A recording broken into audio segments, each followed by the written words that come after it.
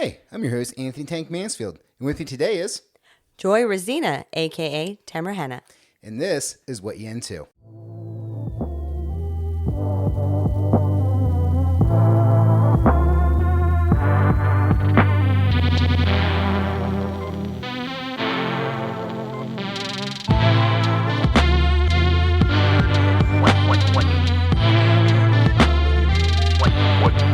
What you into?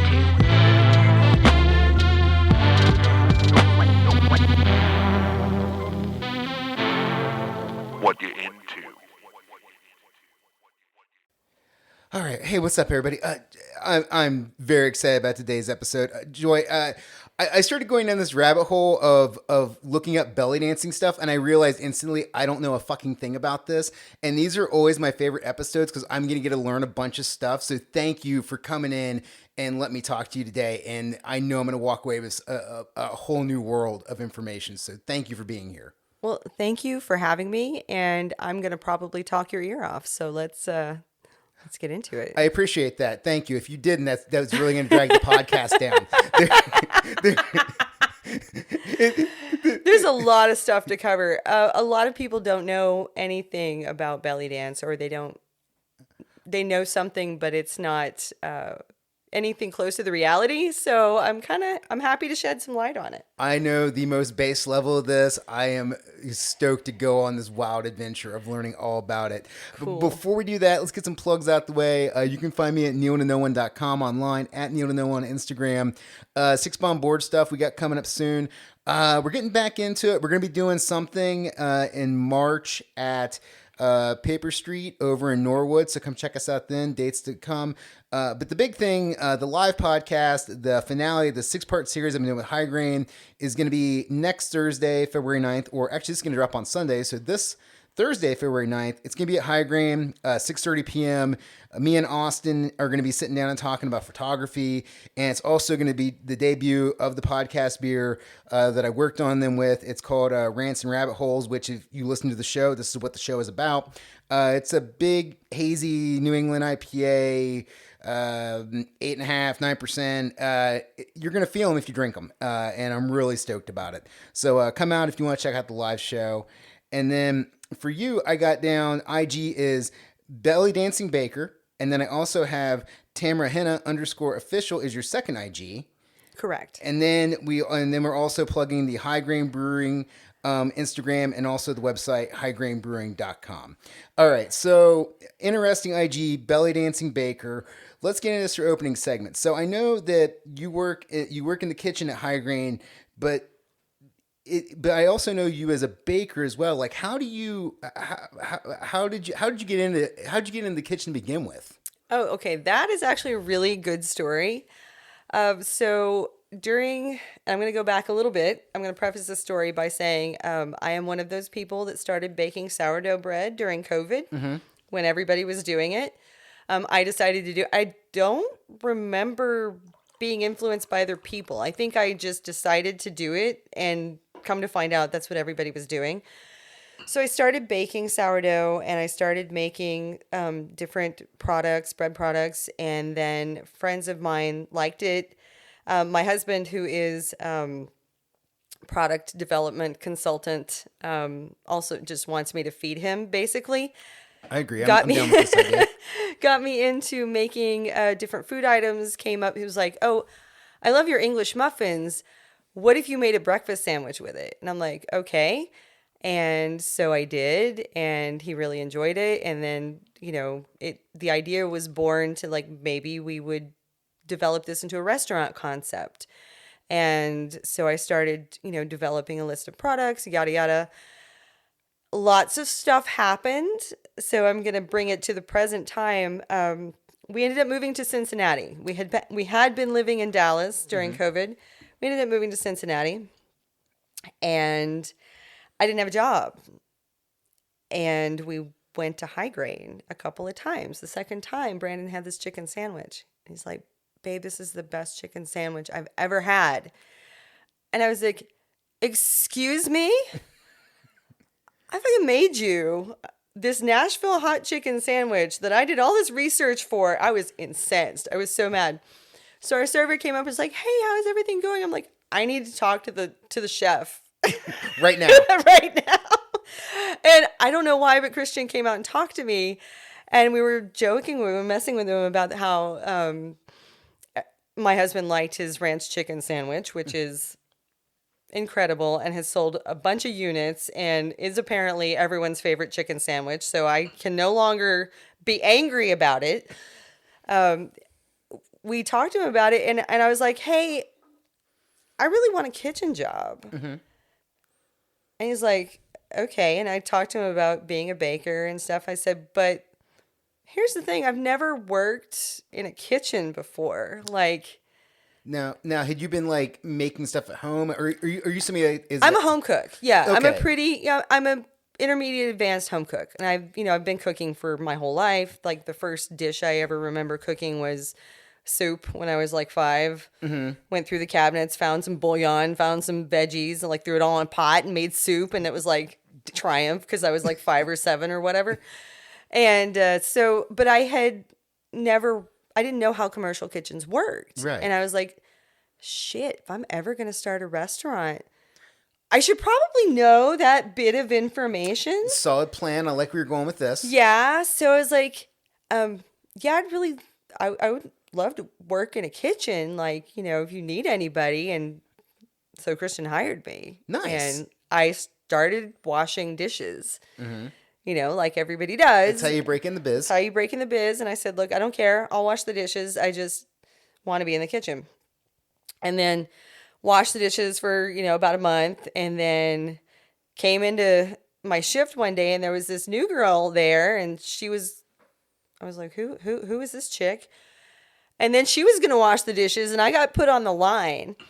Oh, welcome to the shit. Welcome to the shit show. And it was. So they so you're a greenhorn in the kitchen, right? Yeah. Second place you go after dish is fry. Okay. Because what you need to be doing when you know shit about shit is standing over 350 degree hot oil and dropping things into it it's all day long. It's kind of a trial by fire, but like a very liquidy poppy fire that hurts when I still have all the sprays you. skin on my body. Nice. So I feel like that's pretty good. You came out ahead. I did. So, this is how I got my start in the kitchen, and there was much failure. I finally feel like I'm not completely incompetent, It takes a while, doesn't it? I mean, I feel like that's the first year of any job. The first year of any job is the hardest because that is the learning year where you have to fuck up. And then you have to eat it and you got to be like, all right, I'm not going to do that again. But that's where you make those mistakes so you learn not to make those mistakes. So you get competent in your job and then you're comfortable. It's true. And it was trial by fire because we were really busy. Last year, we did quite a bit of business. It's always busy over there. And yeah, summertime is insane because it's like... It's everywhere in summer. Well, the seating space doubles, It's you know? huge. And here I am. I've been on the job for like 3 months and we hit summer. So I really felt like I was holding on by the skin of my teeth. It was a great way to get introduced to it, but it was... Boy, there were days when I didn't ever cry in the cooler. I just want to make that clear. I have not cried in the walk-in yet. But there were days when I wanted to go to the walk-in and never come out. Listener, let me make it clear. If I was to ever do this job, I would cry in the cooler daily. I would definitely cry on the line at some point. Yeah, this is like when There was some whining that happened a few times. Yeah. No, I talked to Christian about this when he was on the show. I'm like, I could not do, like, you do a job I could not do. There's some pissing and moaning that goes on in the kitchen. Trust me. Yeah. Like, I can believe it. There is some bitching. I could see that. Yeah. But in the middle of the summer, like everything is drenched in sweat, and it's just like crazy from when we open to when we close, and man, it's on. It's on. So okay, so with that side of it, where you have this where it's like it's your job, and even though you enjoy it, there is times when it's like kind of what you're saying, where it's like you didn't cry in the walk-in, but you had those moments where you're like, I feel like that's every job. But even if it's something you love doing, there's those moments where you're just like, fuck, man, this sucks, and you're kicked in the teeth, reminded, oh yeah, this is a job. How do you balance that with something like baking, where I'm guessing that you enjoy that and it's something that you love to do? So how do you make those distinctions between I'm working at this during the day and doing this as a job versus I'm doing this at night for me and my own pleasure? Yeah, I mean, some days you go home and you don't feel like cooking, you know. Some days you go home and you bring something that we were going to, you know, toss out because it was the last of it at the end of the night. You're like, oh, I don't feel like cooking anything, so I'll just like eat the rest of this soup. I don't care. But then I still like cooking, and I feel like I also like the challenge of like increasing skills and, you know, upping technique. So I like to do experimentations and do things at home. I still don't, I don't seem to lose my passion for that, even when I'm tired, even when I've had a shitty day at work. You know, it's been crazy. I mean, there were months where I didn't really cook a lot. So I'm not, you know, saying that I went home from work and then cooked a 5-course meal every night. Like, there were times where I went home and I would sit in front of my, you know, TV and watch YouTube until I fell asleep because I just couldn't think. And then there were months where I played hours and hours of video games when I got home just to, you know, get out of my own head. Nice. And then, you know, on my off days, I'd kind of just like sit around or do whatever it was that I needed to do that wasn't cooking because I didn't feel like it or I didn't want to go to the store. You know, there's a lot of that time that happens. But at the end of the day, I like to cook. You know, I like to express myself in that way. I like to create things that people might enjoy. Like I said, I really like learning new techniques because I'm not a trained chef.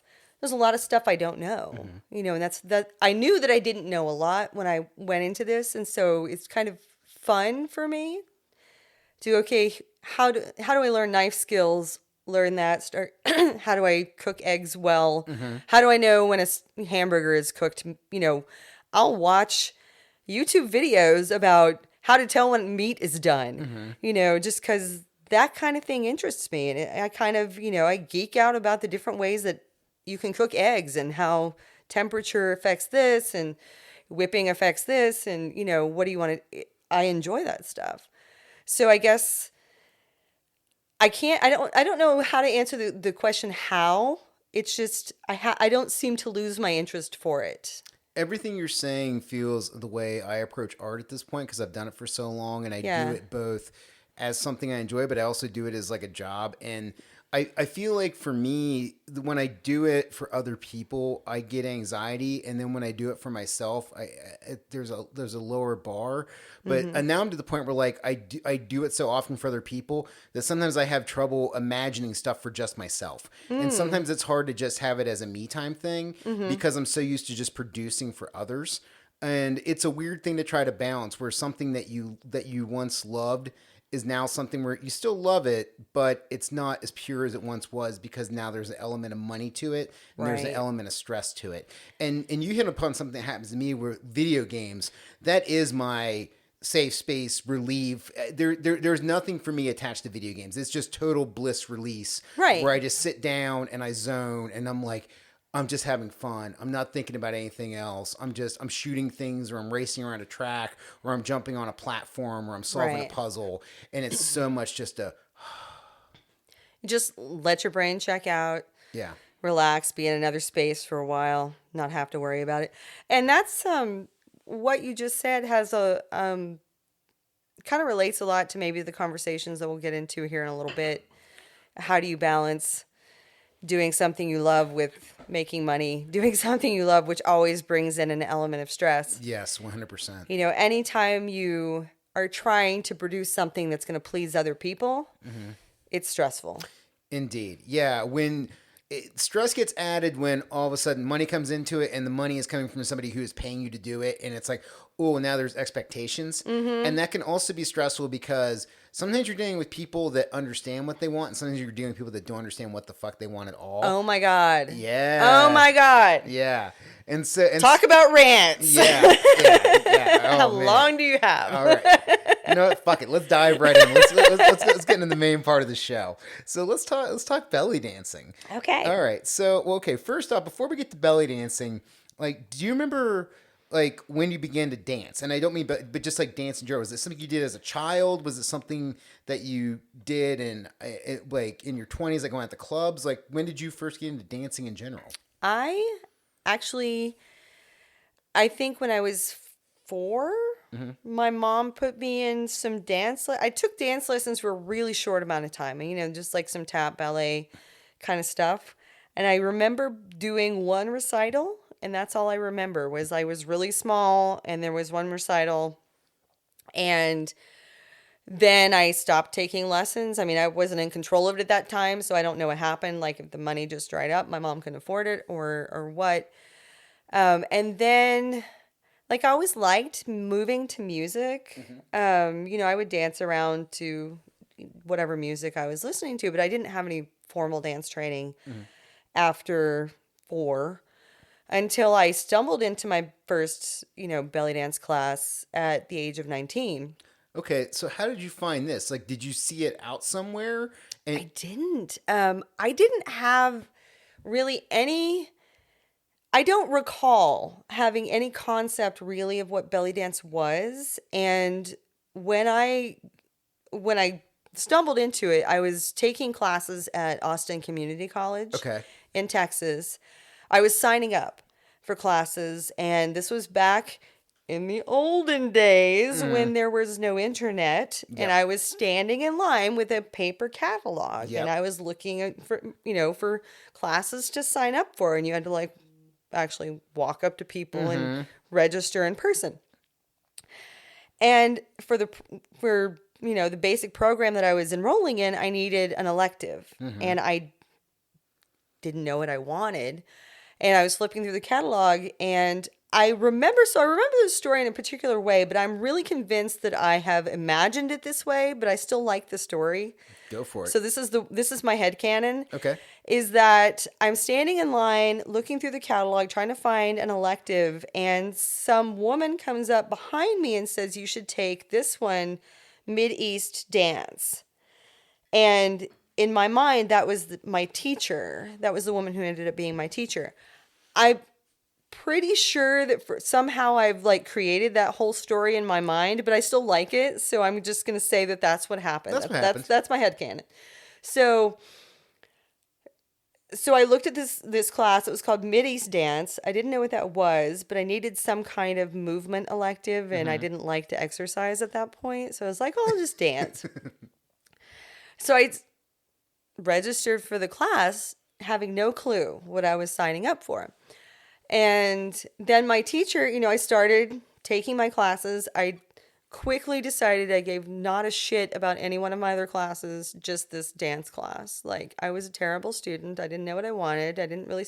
That class and my world religion class were the two that I really enjoyed. Comparative religions, it was really fascinating. I could study that stuff all day long. It was really interesting. Did you grow up in like a really religious household, or was it... Not really. Okay, so...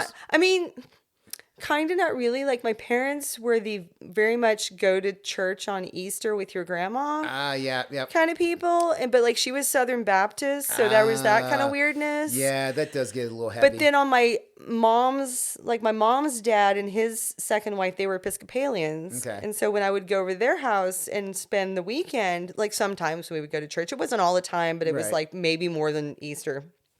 So it was just like... kind of that. But then, okay, so here's the wrinkle, is that my dad is one of those white guys that converted to Islam in the 70s. Awesome. Okay. Like Cat Stevens did. And like, he was very much kind of a contemporary of that. It was that time. Yeah. And my parents have been divorced since I was 2. So this was after they were divorced and everything. And he converted to Islam, took a second wife. Her name was Shahrazad. Yes, there's that whole thing. Okay. Yeah. Oh man. Happening. So I've had exposure to a lot of different, kinds of ways of thinking and philosophies and things like that. I didn't see my dad a whole lot growing up, but like I was exposed to that a little bit. And that might have been part of why I was interested in, Mid-East dance, because it was like, oh, okay, well, that's something I can kind of relate to Yeah. in a way. But since I'm, much more of a secular person, I'm not, wasn't interested in like becoming a Muslim. Right. We learn about cultures in a different way. Yeah. So I started taking these dance classes and I really enjoyed it. And it didn't take me long to figure out that my teacher was kind of her own thing Okay. and not traditional. Okay. So she was kind of mixing Hippie. She was kind of doing the American hippie, thing, and she had her own like philosophy and she's very goddessy, very like I love her. I loved her.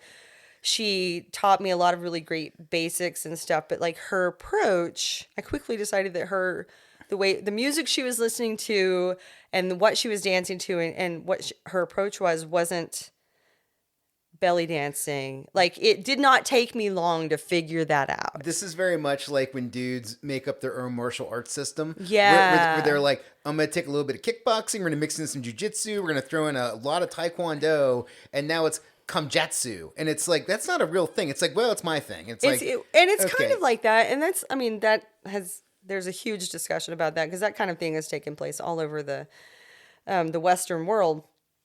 But what I did hear in her class was some music that really captured my attention. Mm-hmm.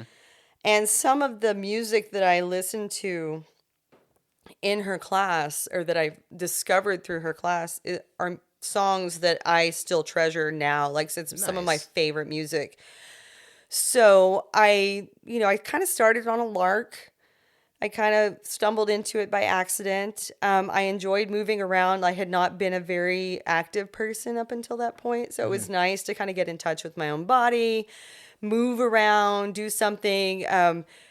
It made me feel, sexy. I'm a young woman and I felt like sensual, like I was getting to know myself. And so it was like an interesting, fun time and I enjoyed it. And I kind of fell in love with the music and met people and started going to shows. And when I went to belly dance shows, that's when I saw really my first dancer that made an impression on me. Okay. And so Wait, before we get to the show, let me let me jump in real quick. Absolutely. Because I want to talk to you about practice real quick. Mm-hmm. So I'm used to, when I see belly dancing, like I'm used to like very, like costumes, everything's very ornate. There's a lot of jewelry. Mm-hmm. There's a whole bunch of stuff going on. When it comes to like practice though, what do you wear to practice? You can wear, you can be as elaborate as you want to. I typically like to wear a hip scarf, mm-hmm. which is, a piece of fabric that is designed to tie around your hips to delineate that area so you can, make those movements more, accentuated. It kind of like flourishes it? Yeah. Okay. It does. And I have one with me that will make an impression. This one is a piece of chiffon fabric, so it's a lightweight fabric, but it's got hundreds of metal coins that are embroidered. Actually, they're crocheted in rows onto this fabric. Cool. And so this is a piece of it's a hip scarf I would tie around my hips, and then as I'm moving, the coins make noise. Yeah, it's like you're wearing like 100 mini cymbals. Exactly. And so what you can do is you can keep it in time with the music. So if this is kind of one of those controversial subjects. There are some people who don't like coin scarves in their class because they're noisy. Okay. And they want people to use quiet fabric hip scarves or beaded hip scarves, and some people don't even allow that because you can leave glass beads all over the floor. I like my beginner students to wear coins for a few reasons. One of them is, when do we get to wear something like this? Like if this is not your culture, mm-hmm. this is not the background, there's nothing like this in our lives as Western people. So it's fun. It kind of lets you know that you're doing something that's different. Mm-hmm.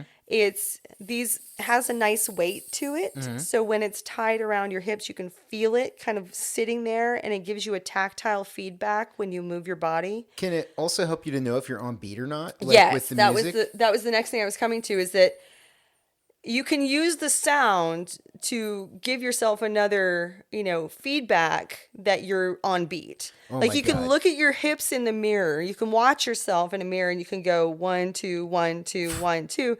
But you can also hear it if you're using a coin scarf. All So right. I really like it when newbies use things that make noise. All Like right. I think it's exciting. I need to get a coin scarf for weddings because that's the only time I dance. Yeah. So that way I can make sure I'm staying on with the beat because I'm usually not. So okay.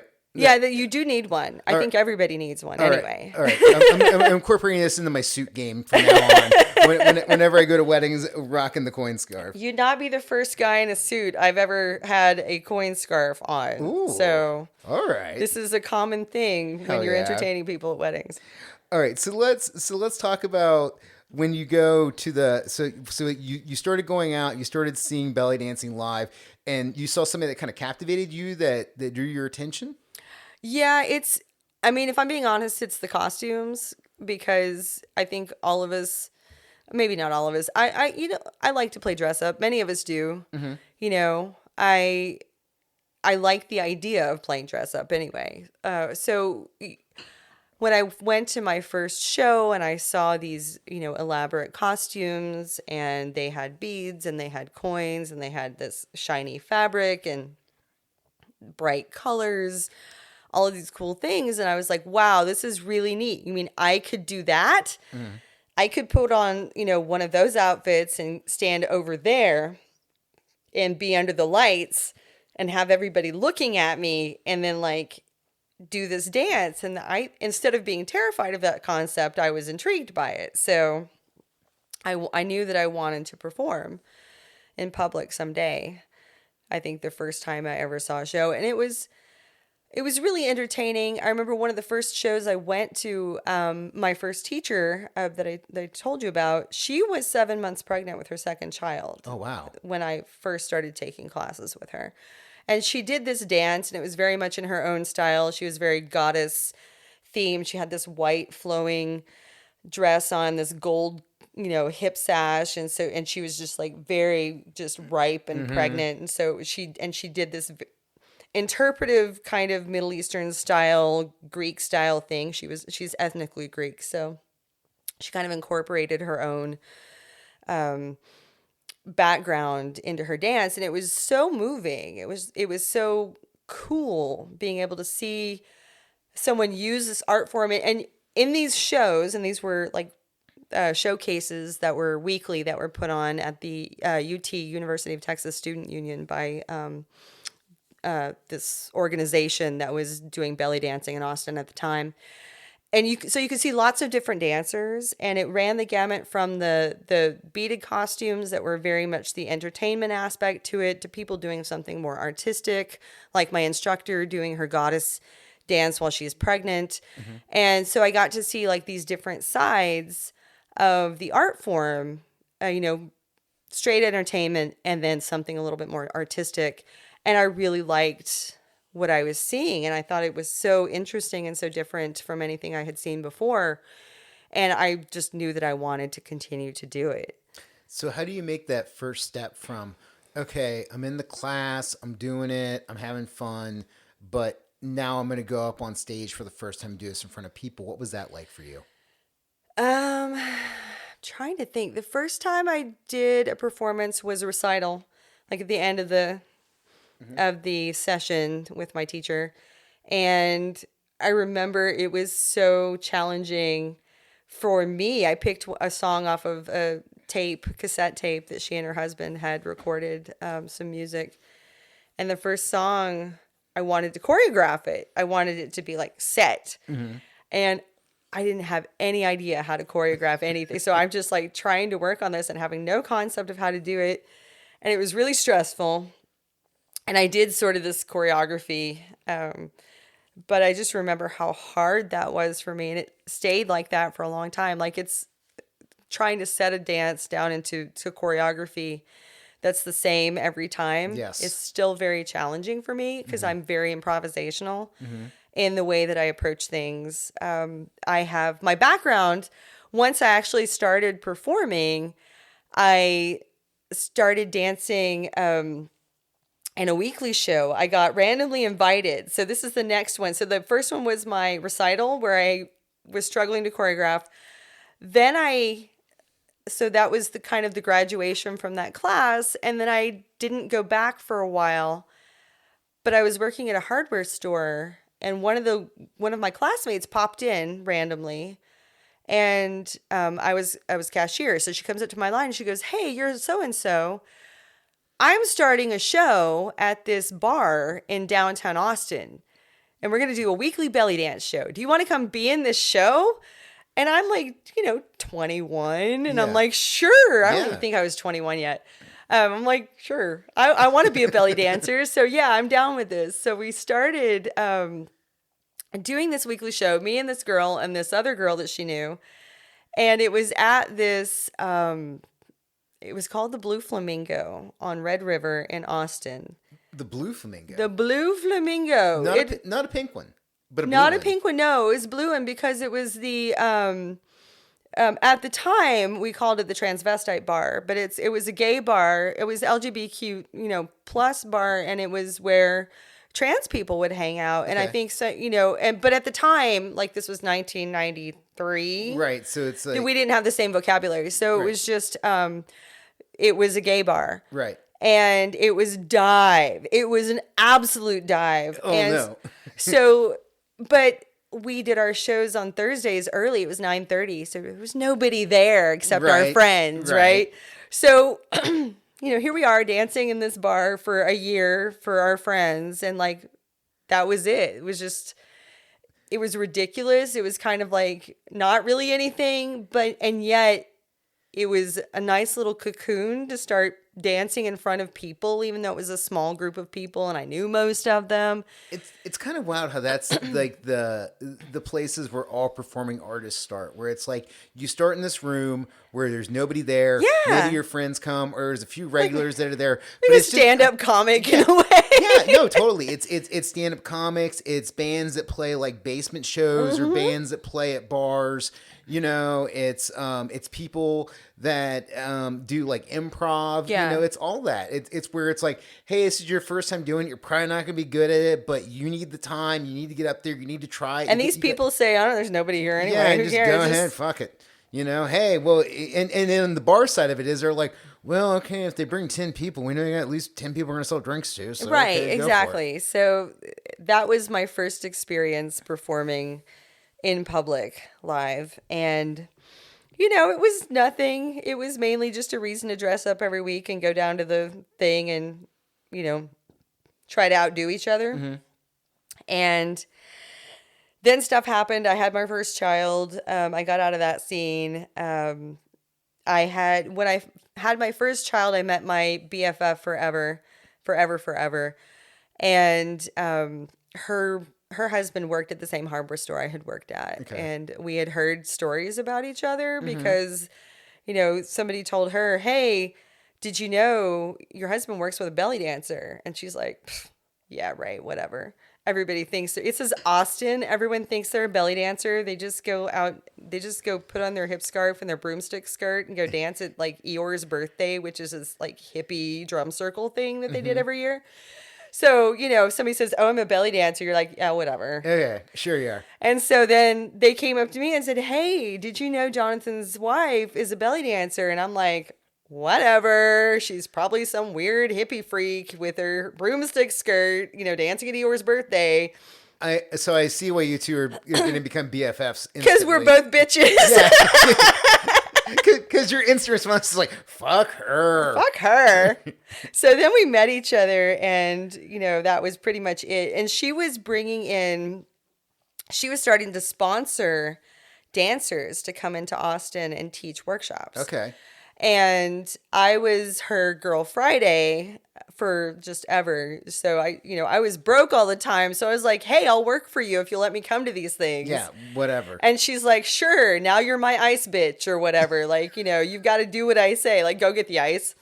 That was an actual thing that she called me for a while. You were ice bitch for I was the ice bitch because I had to go get ice for some event. So that was my name for a long time.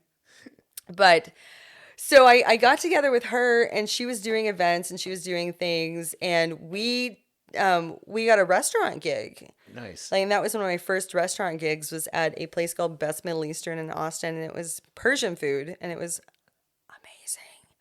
amazing.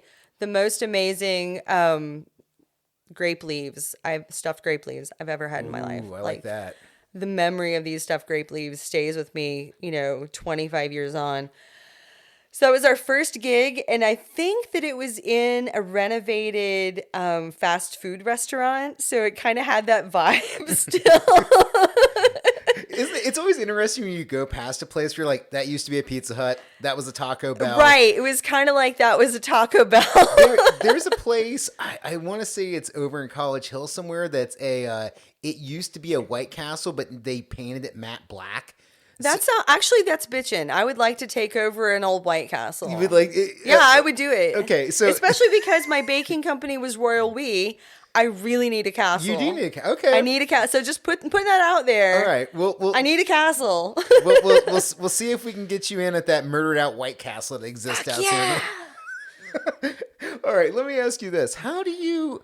Are there levels to belly dancing? So I kind of relate stuff back, like when I think of anything active, I always relate it back to like jujitsu, because I understand that like belt system and stuff, or I relate it back to like something like football, where it's like there's high school level, there's college level, there's pro level. Like, how do you know what level you're at in belly dancing, or are there any levels? That's a really, really good question, and that's a complex question, because belly dance is the English name, obviously, belly dance, for a dance that is not from English-speaking countries.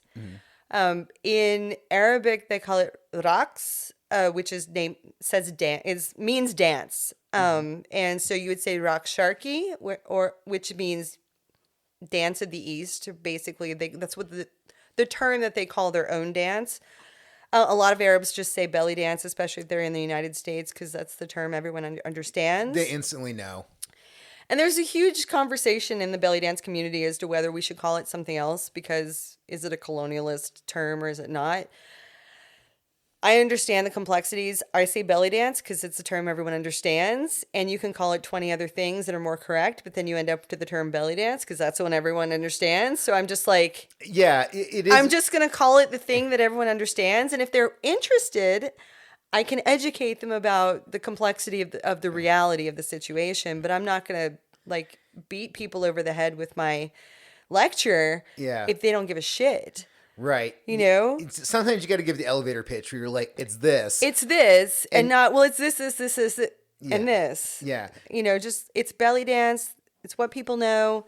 But as far as levels in belly dance, because it is a social dance in the cultures from which it comes, it's something like you go to a wedding and Arabic music is playing, because that's the music that they play in Egypt is music in Arabic, and everyone's dancing and they're doing essentially a lot of the same movements that the professional dancer that is hired to dance at the wedding does.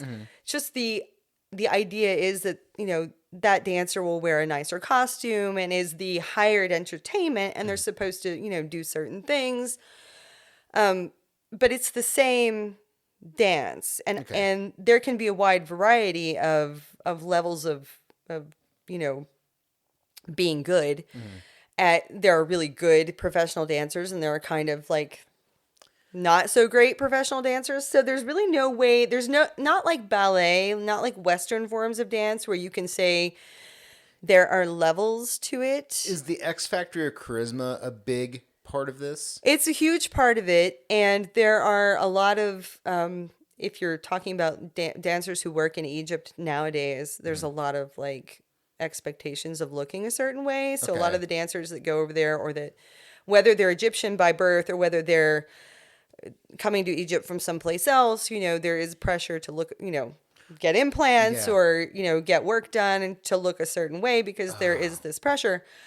But there are a lot of communities in Egypt where they can't afford the Right. expensive dancers. So you're getting, in the poor communities, you're just hiring dancers that are from your socioeconomic status. So they're just going to be regular people, you know what I'm saying? So there's a lot of variation, even in the country of origin, of what you're going to get depending on how rich you are. Ooh, okay. So, oh man, this has got so much stuff to it. So, Oh yeah, there's tons of levels. yeah. So, okay. So, is there like a perfect body type for this or something? So what I'm thinking of is like if I think of like an NFL linebacker, I'm like.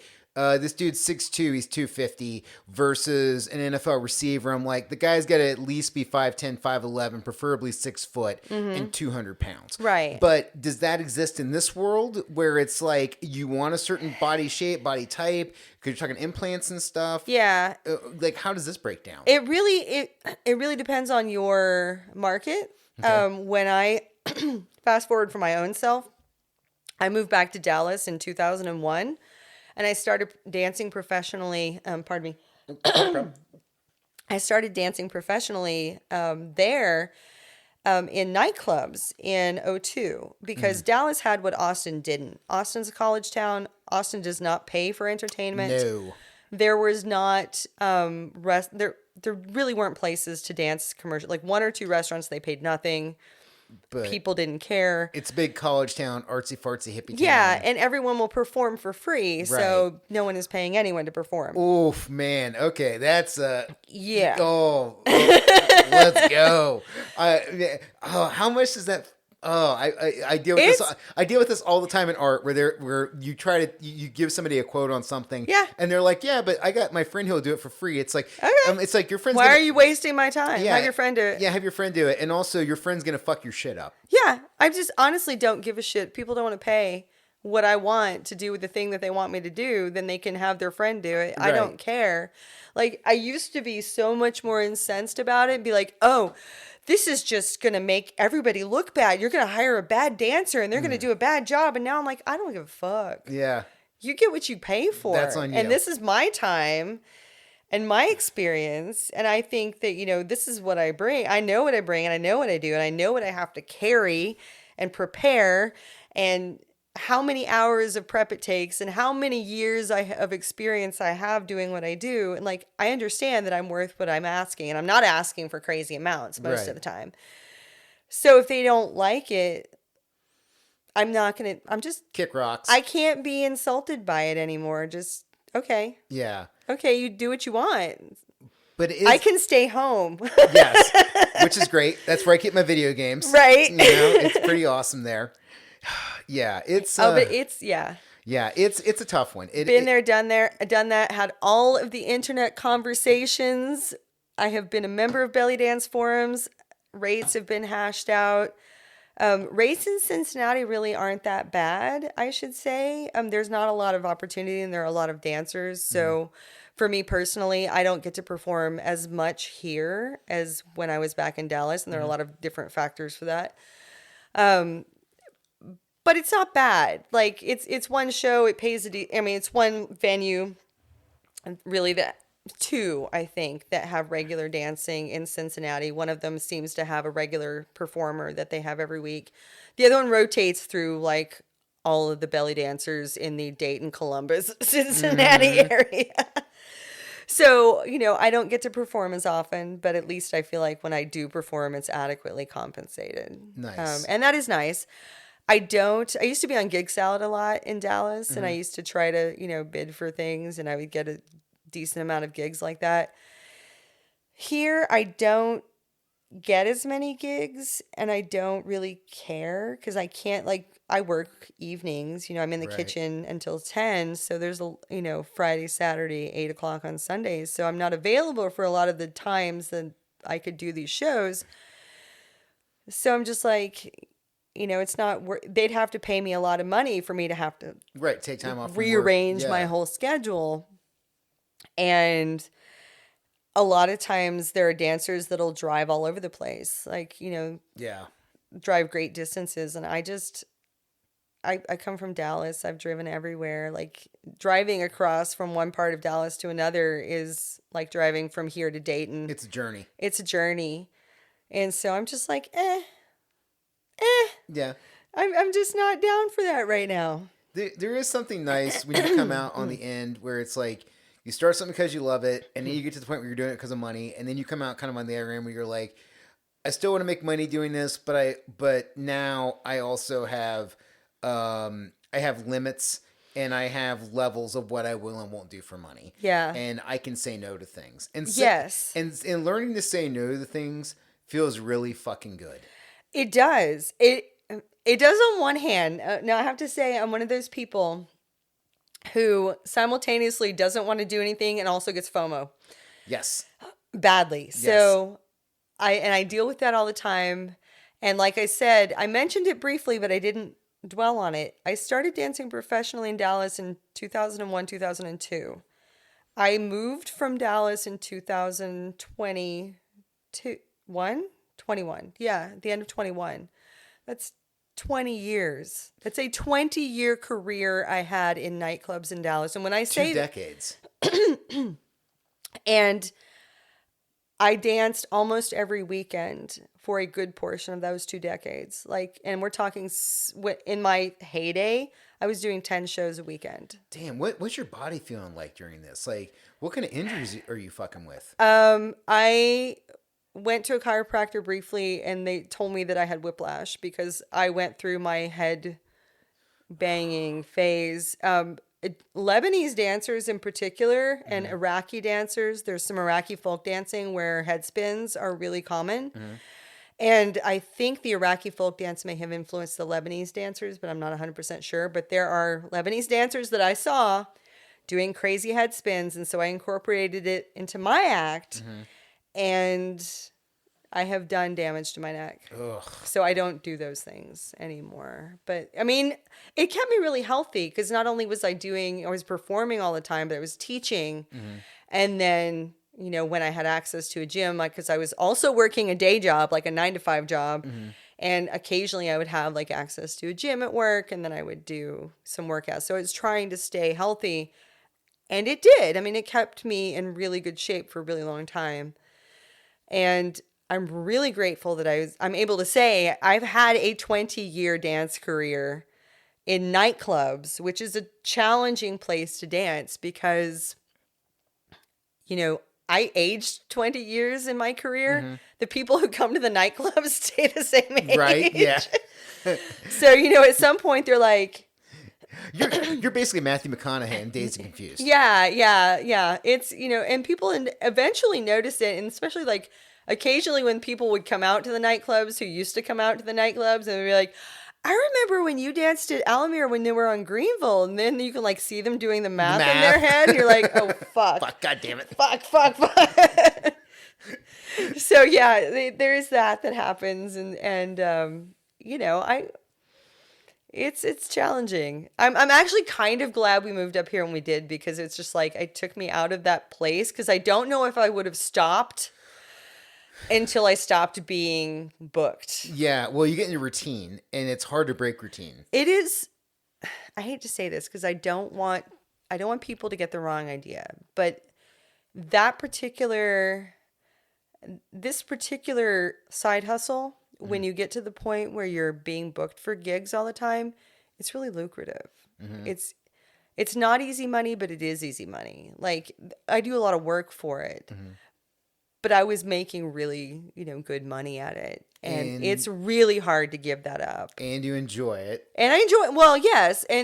But there is that whole dichotomy, isn't there? Of something that you like. If I didn't love it, I wouldn't have kept doing it. Yeah. A lot of the stuff you're saying is resonating for me as an artist with the whole thing of like being okay with sitting out, but getting FOMO. And it is so hard. You see other people get gigs and you're just like, well, why didn't I get that? I would do a way better job at that. Yeah. And then you realize sometimes it doesn't matter if you would. I mean, there's so much philosophy that happens in your own head when you're an artist and you're just like trying to stay healthy with it and not give in to your own insecurities sometimes. And so I just had a milestone birthday. I turned 50. in November. Mm-hmm. And I'm well aware that I look just fine for my age. I know that I'm fine, Yeah. you know, but when you're in a field where a lot of the dancers coming up are like Right. 10 and 20 years younger than you, Yeah. I'm mentoring dancers in their 20s to come do the shows at the same venue that I'm at. And I'm Yeah. like, I look good, but I don't look 26. Yeah. You know what I'm saying? So there's always that going on in the back of my mind. And I've seen some of my friends kind of overstay their Yeah. longevity. And Yeah. like, I'm getting the managers going, why does grandma dancing? And I'm like, oh God, I don't ever want that to be me.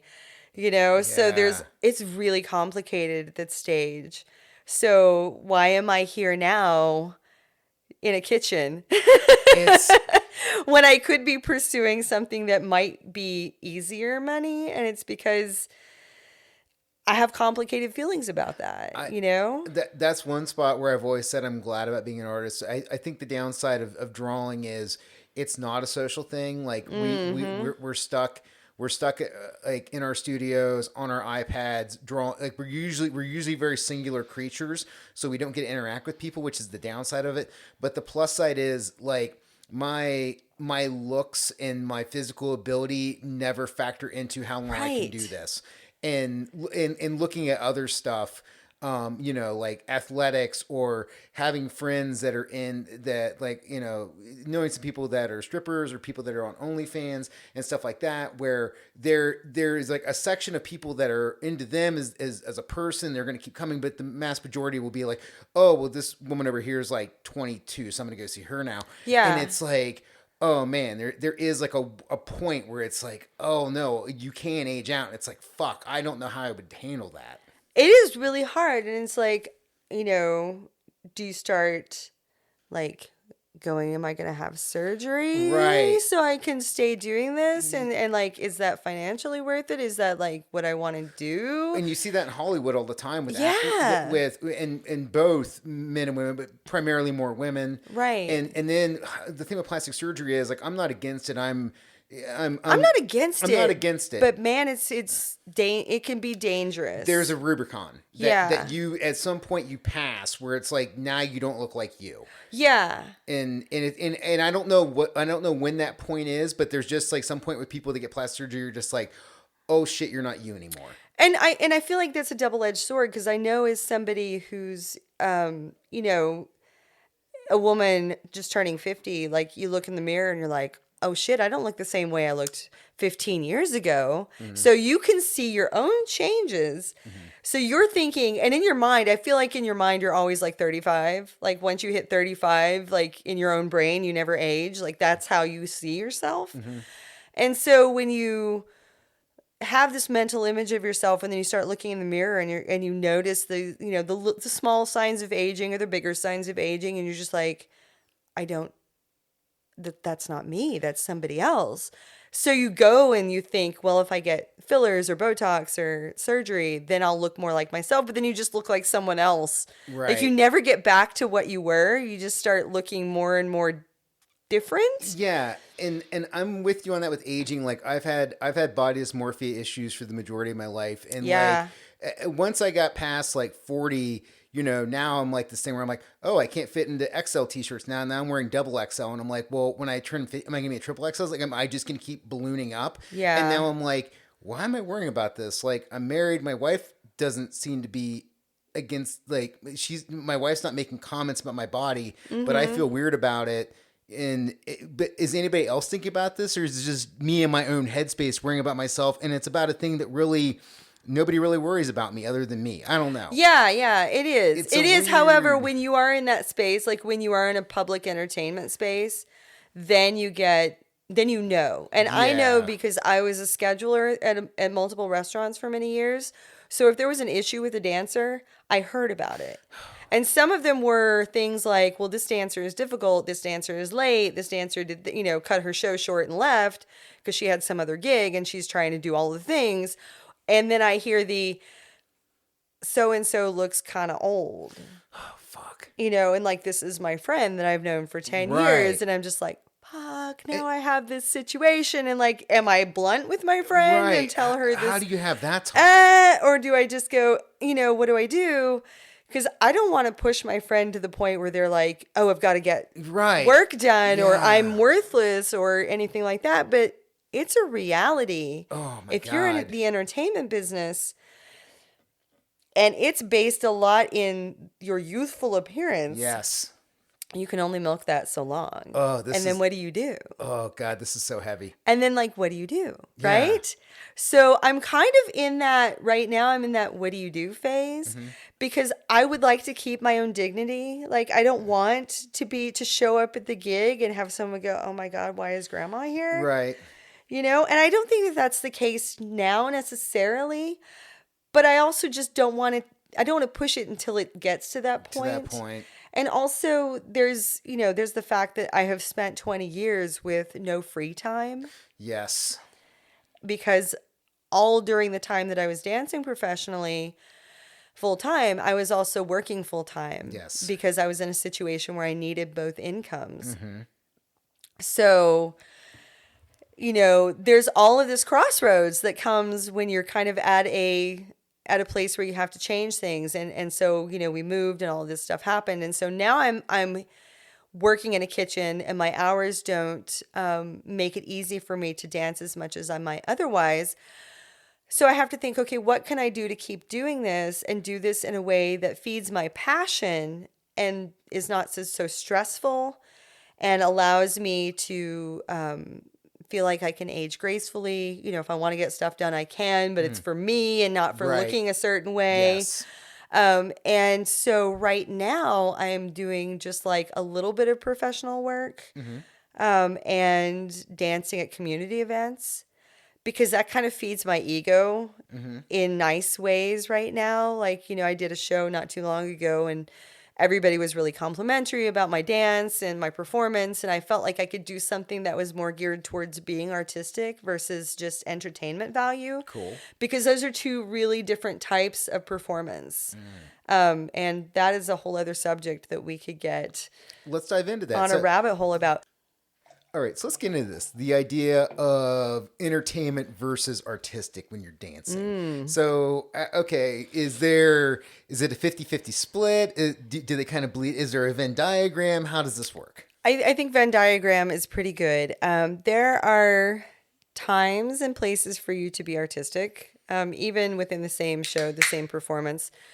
And there are times for you to be an entertainer. And this is one thing I tell dancers that I'm mentoring about becoming professional paid belly dancers is that when you're first starting out and you're doing shows and they're community shows, which means somebody has booked a venue and it's a lineup of dancers and it's dancers' family and friends and other dancers in the community. So you're just like, you're doing this very closed circuit situation where all of the people in the audience are connected with the dance in some way or connected with the dancers in some way, and dancers are dancing for each other. And when you have that situation going, you can create some sort of artistic a piece where you have a concept and where you are trying to make a narrative or have something, that you're going for. You can do a set choreography, you can have lighting, you can have very specific things going on, and the audience is there for the most part to receive. Do you feel like you can be more, you can take more risk with it? You're more free in this space? It really depends. I think what I'm getting at is that when you're doing an artistic performance at any kind of a show, basically what you're doing is you are creating this narrative that you're trying to convey to your audience, and the function of the audience is to receive the narrative and process it and kind of get what you're giving to them. Okay. When you are in entertainment mode, your function is to get the party going. Your function is different when you're entertaining at a party or a nightclub. And nightclub is kind of the place where the circles overlap in your Venn diagram. And I'll talk about that in a minute. But when I'm invited to be in someone's house to dance at a birthday party, I'm not going to bring out my showpiece with my, set choreography and my big music and my big props or my weirdness to be in someone's living room for their birthday. I'm going to go out there and I'm going to have my brightest colored costume on and I'm going to have my happiest, most upbeat music. And I'm not going to choreograph that because I'm in someone's home or in their space and I'm dancing with them. So my function is to get people clapping and get people dancing and get people up. It's not about me showcasing my ability or my prowess as a dancer. It's about me making everyone have fun or being a conduit for fun, happy times. And so it's a completely different animal. So you can be a really good dancer in one space and not a very successful dancer in the other space. Okay, so being able to serve both these things, being able to be a dual threat where you can... You don't have to be. You don't have to be. You can be just a person who entertains or just a person who does artistic things. But if you are one of those things, you should be knowledgeable, understand your strengths and your weaknesses. And if you are a person who requires the stillness of a stage and needs to know that everything is exactly the way you laid it out, or else you're going to fall apart because it's anxiety inducing for you, maybe don't go into the chaos of, an Arabic wedding. That's not going to be the place where you shine because it's going to be shit that's out of your control is going to happen and you're going to freak out about it. So, and if you are the kind of person that really loves getting people up and pumped, but maybe you're not the most creative conceptually, or maybe you're even kind of schlocky as a dancer, but you're really engaging and people think you're fun. You don't have to be the best dancer in the world to be a really good entertainer. What do you consider your strengths? That's a really good question. I'm really good at improvisation. Okay. I'm really good at crowd engagement.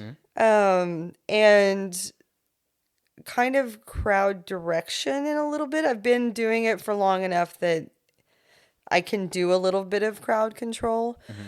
I'm pretty good at being dramatic, and this is where we're going to jump into where does the artistic and the entertainment overlap, Okay. and that is, in my experience, specifically and particularly nightclub performing. I have performed in a lot of different venues professionally, restaurants, which is, I'm going to define that as a place where you go and activity is to sit and to eat. That is a restaurant. I know a lot of nightclubs serve food, but it's a different function. So restaurants are smaller, they're quieter, they typically don't have a dance floor. So when you dance at a restaurant, most of them will not have a space for you to have a show. Ooh, it's hey, we cleared out some tables, make it work. Or maybe they didn't clear out tables. Oh, God. There are a lot of really small restaurants where you're dancing in between tables. So what are you doing? Your show is going to change. You can't use your large fabric wings and you can't use these giant props that you may have for a larger space. You can't dance around with fire. Not that anyone does that. If you're right in someone's food, or maybe you're not doing all your head spins or whipping your hair around if it's going to end up in somebody's hummus. That's just not the thing to do. And then I've danced at private parties where you're supposed to come in, and 89% of the time your function at a private party is to embarrass the guest of honor. Really? Most of the time they don't know that the dancer has been scheduled. I swear happening. to God. It's always a surprise. And you're always supposed to get them up to dance with you. And they're and everyone's telling you to do this and that. And people are shouting things at you. And the guest of honor is just no, please. Trying to wiggle under the carpet or something like that. Trying to hide. And so you're just oh God. So you're trying to please all of these people and not piss anyone off and, give people memory. And that's sometimes, sometimes everybody's into it. Sometimes nobody is into it. And you'll do your one dance and then they're hustling you off the stage because nobody told the bride's mother there was going to be a belly dancer and she's mortified. And so now you can't finish your show. So everything happens. in that space. It is chaos. It is absolute chaos to do private parties. Like, you never know what you're going to find. I have done parties for rednecks in the, and they've got their Trump signs on there hanging up on the wall. And I'm just like, you're in danger.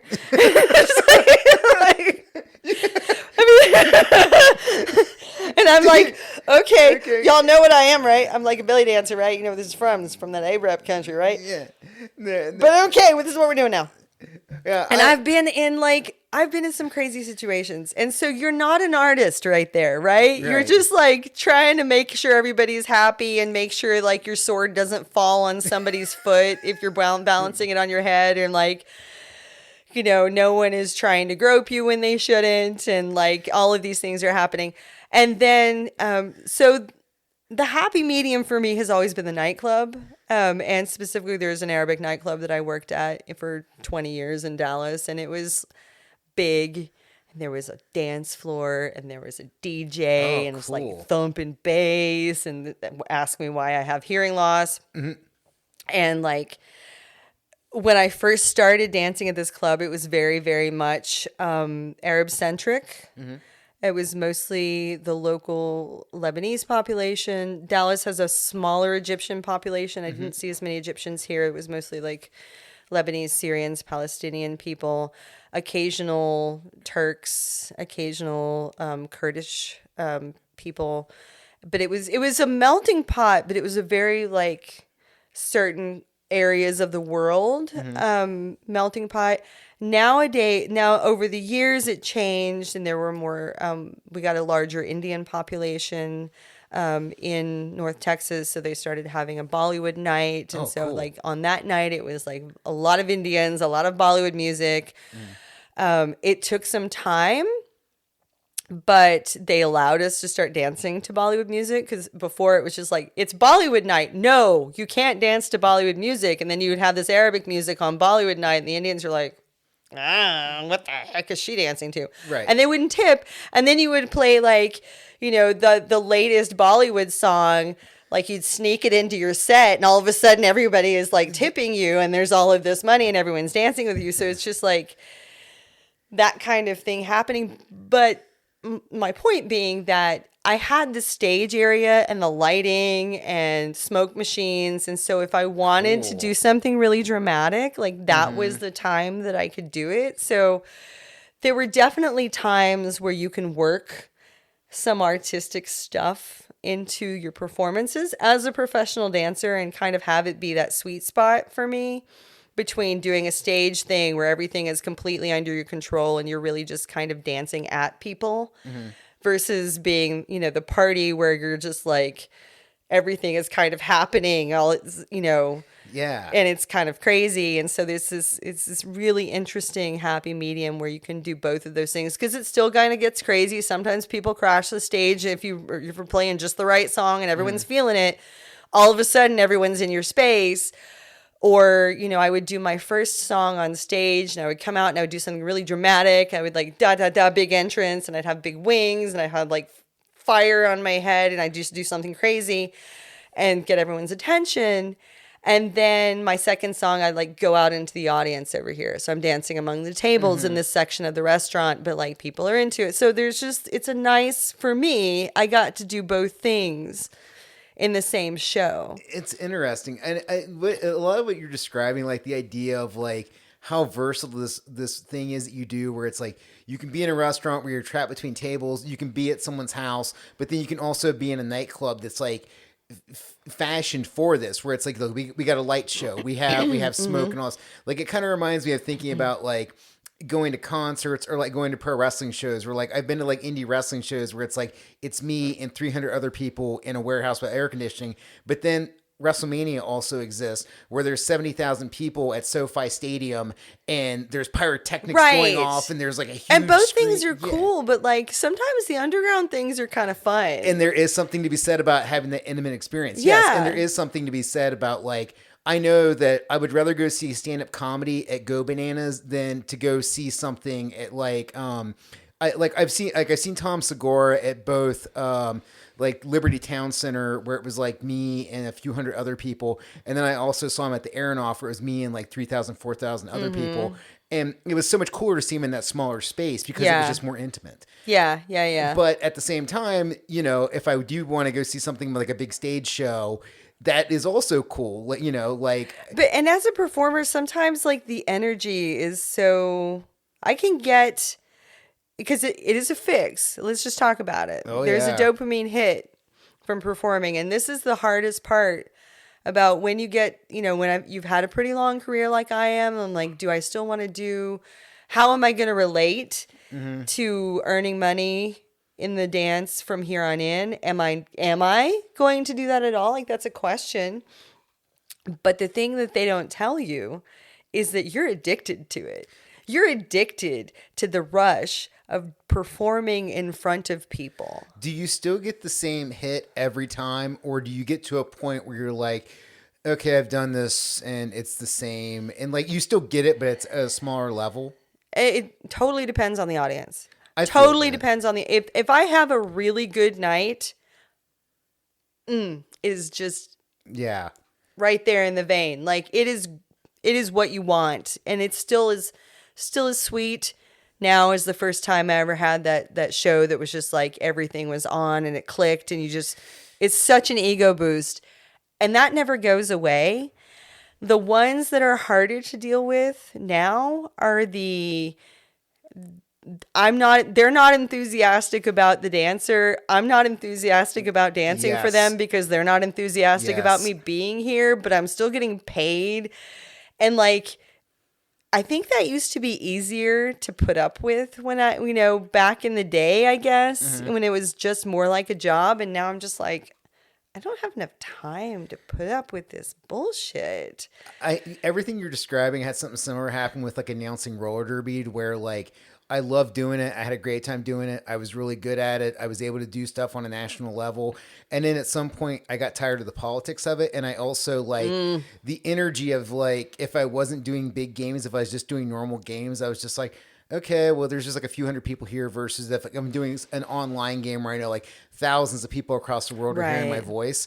But then after walking away from that kind of facilitated wanting to do the show because I was still jonesing for the idea of like still talking into a microphone and still having a voice. It never goes And away. it doesn't go away. Right. It's like I still want to connect with people, and this is having this show has given me that. But also on another level where I get it every week, get to talk to somebody new, meet somebody new, and have that first time energy of like, oh shit, this is exciting. Like Kevin, you tonight, like this has been phenomenal. Just chatting with you this entire time and having this energy where I'm like, oh, I'm having a fucking blast because I'm learning about this thing that I have no clue about, and I just get to ask. But it's not really that different, is it? Like it's all the same shit, I think I could probably come back 10 times and still have stuff to talk about.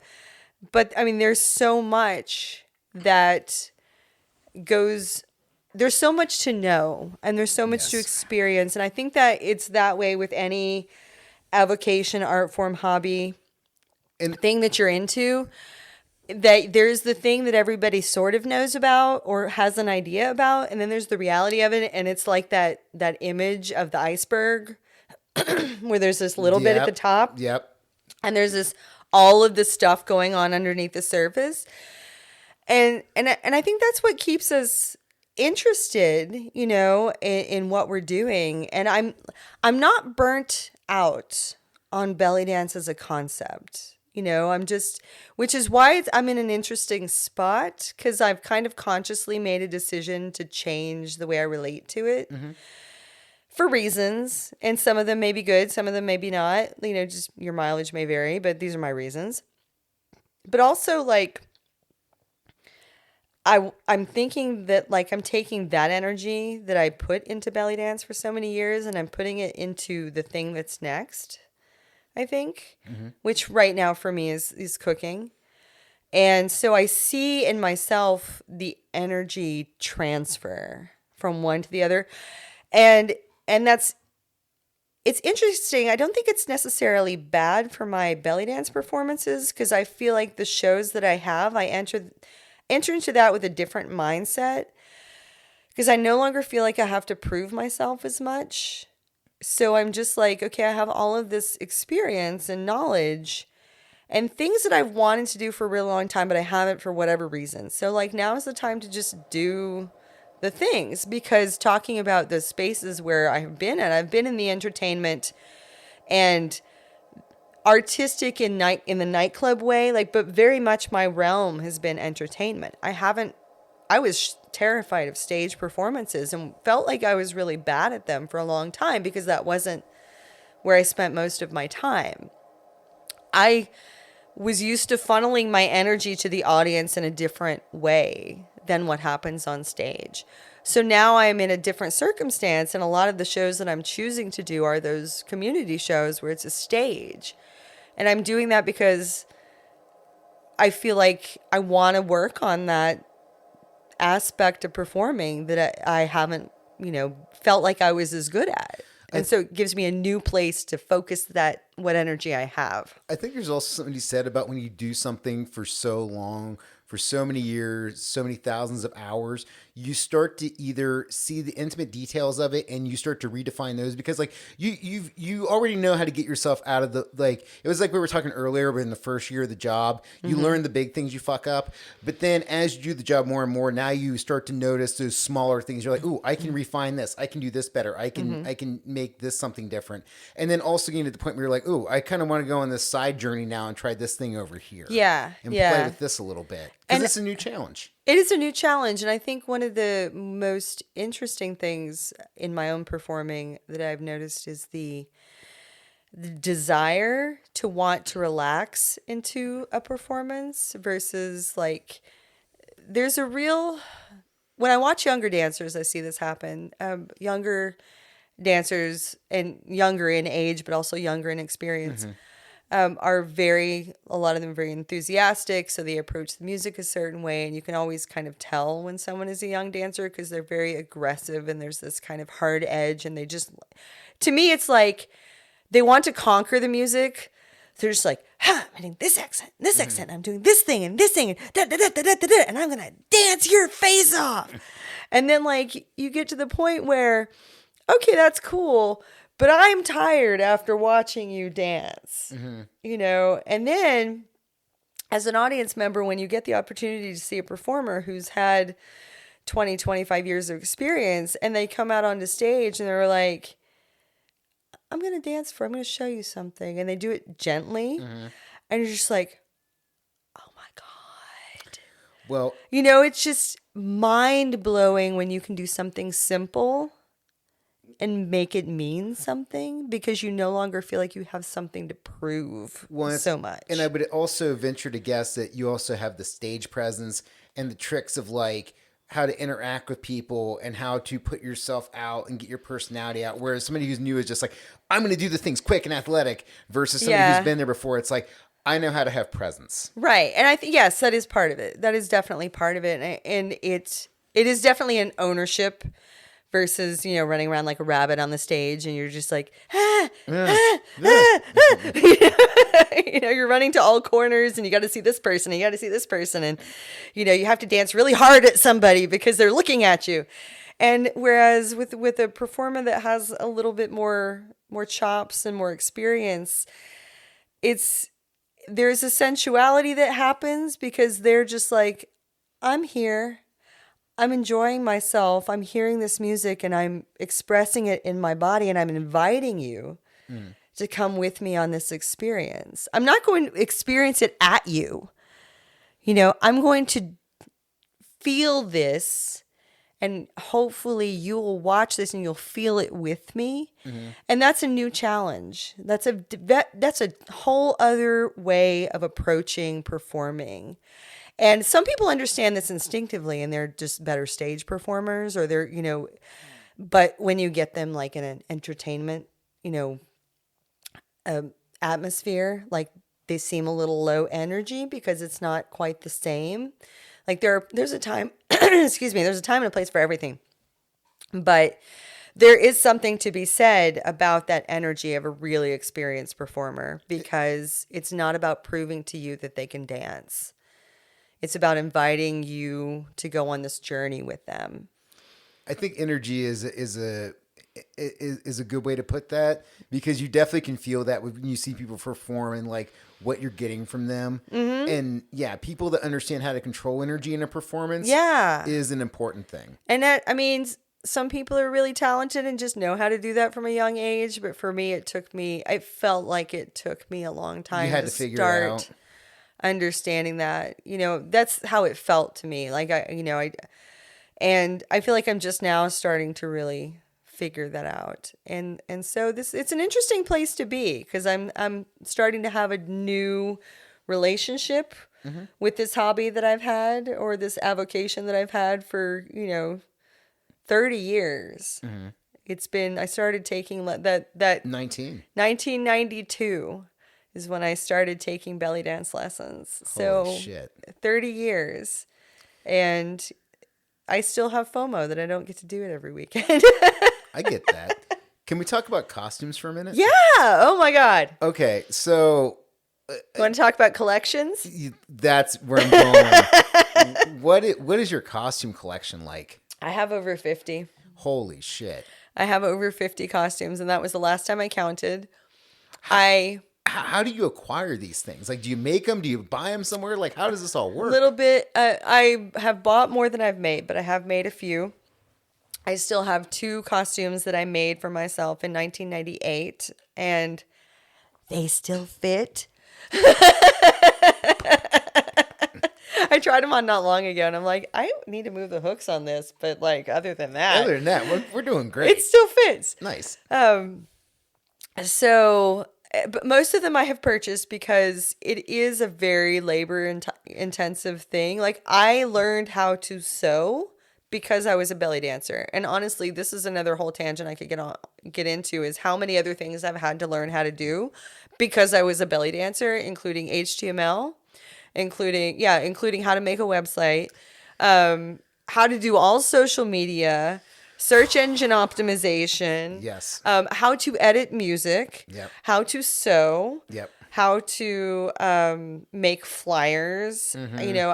All of these different things that I learned. How to run people, because I had to schedule dancers. Jack of all trades. Honestly. So I did learn to sew because of belly dance. I learned how to make my first costume I made myself, because that's kind of what you did back then. When I first started, you could buy costumes direct from Egypt, handmade Egyptian. Holy shit. Yeah.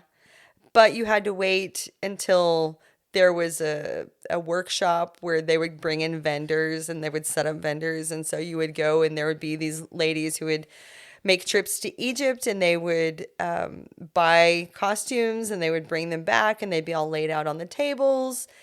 And you would buy them, and they would be these ungodly sums for somebody who was broke like me back, in my 20s. So I ended up making a lot of my own back then.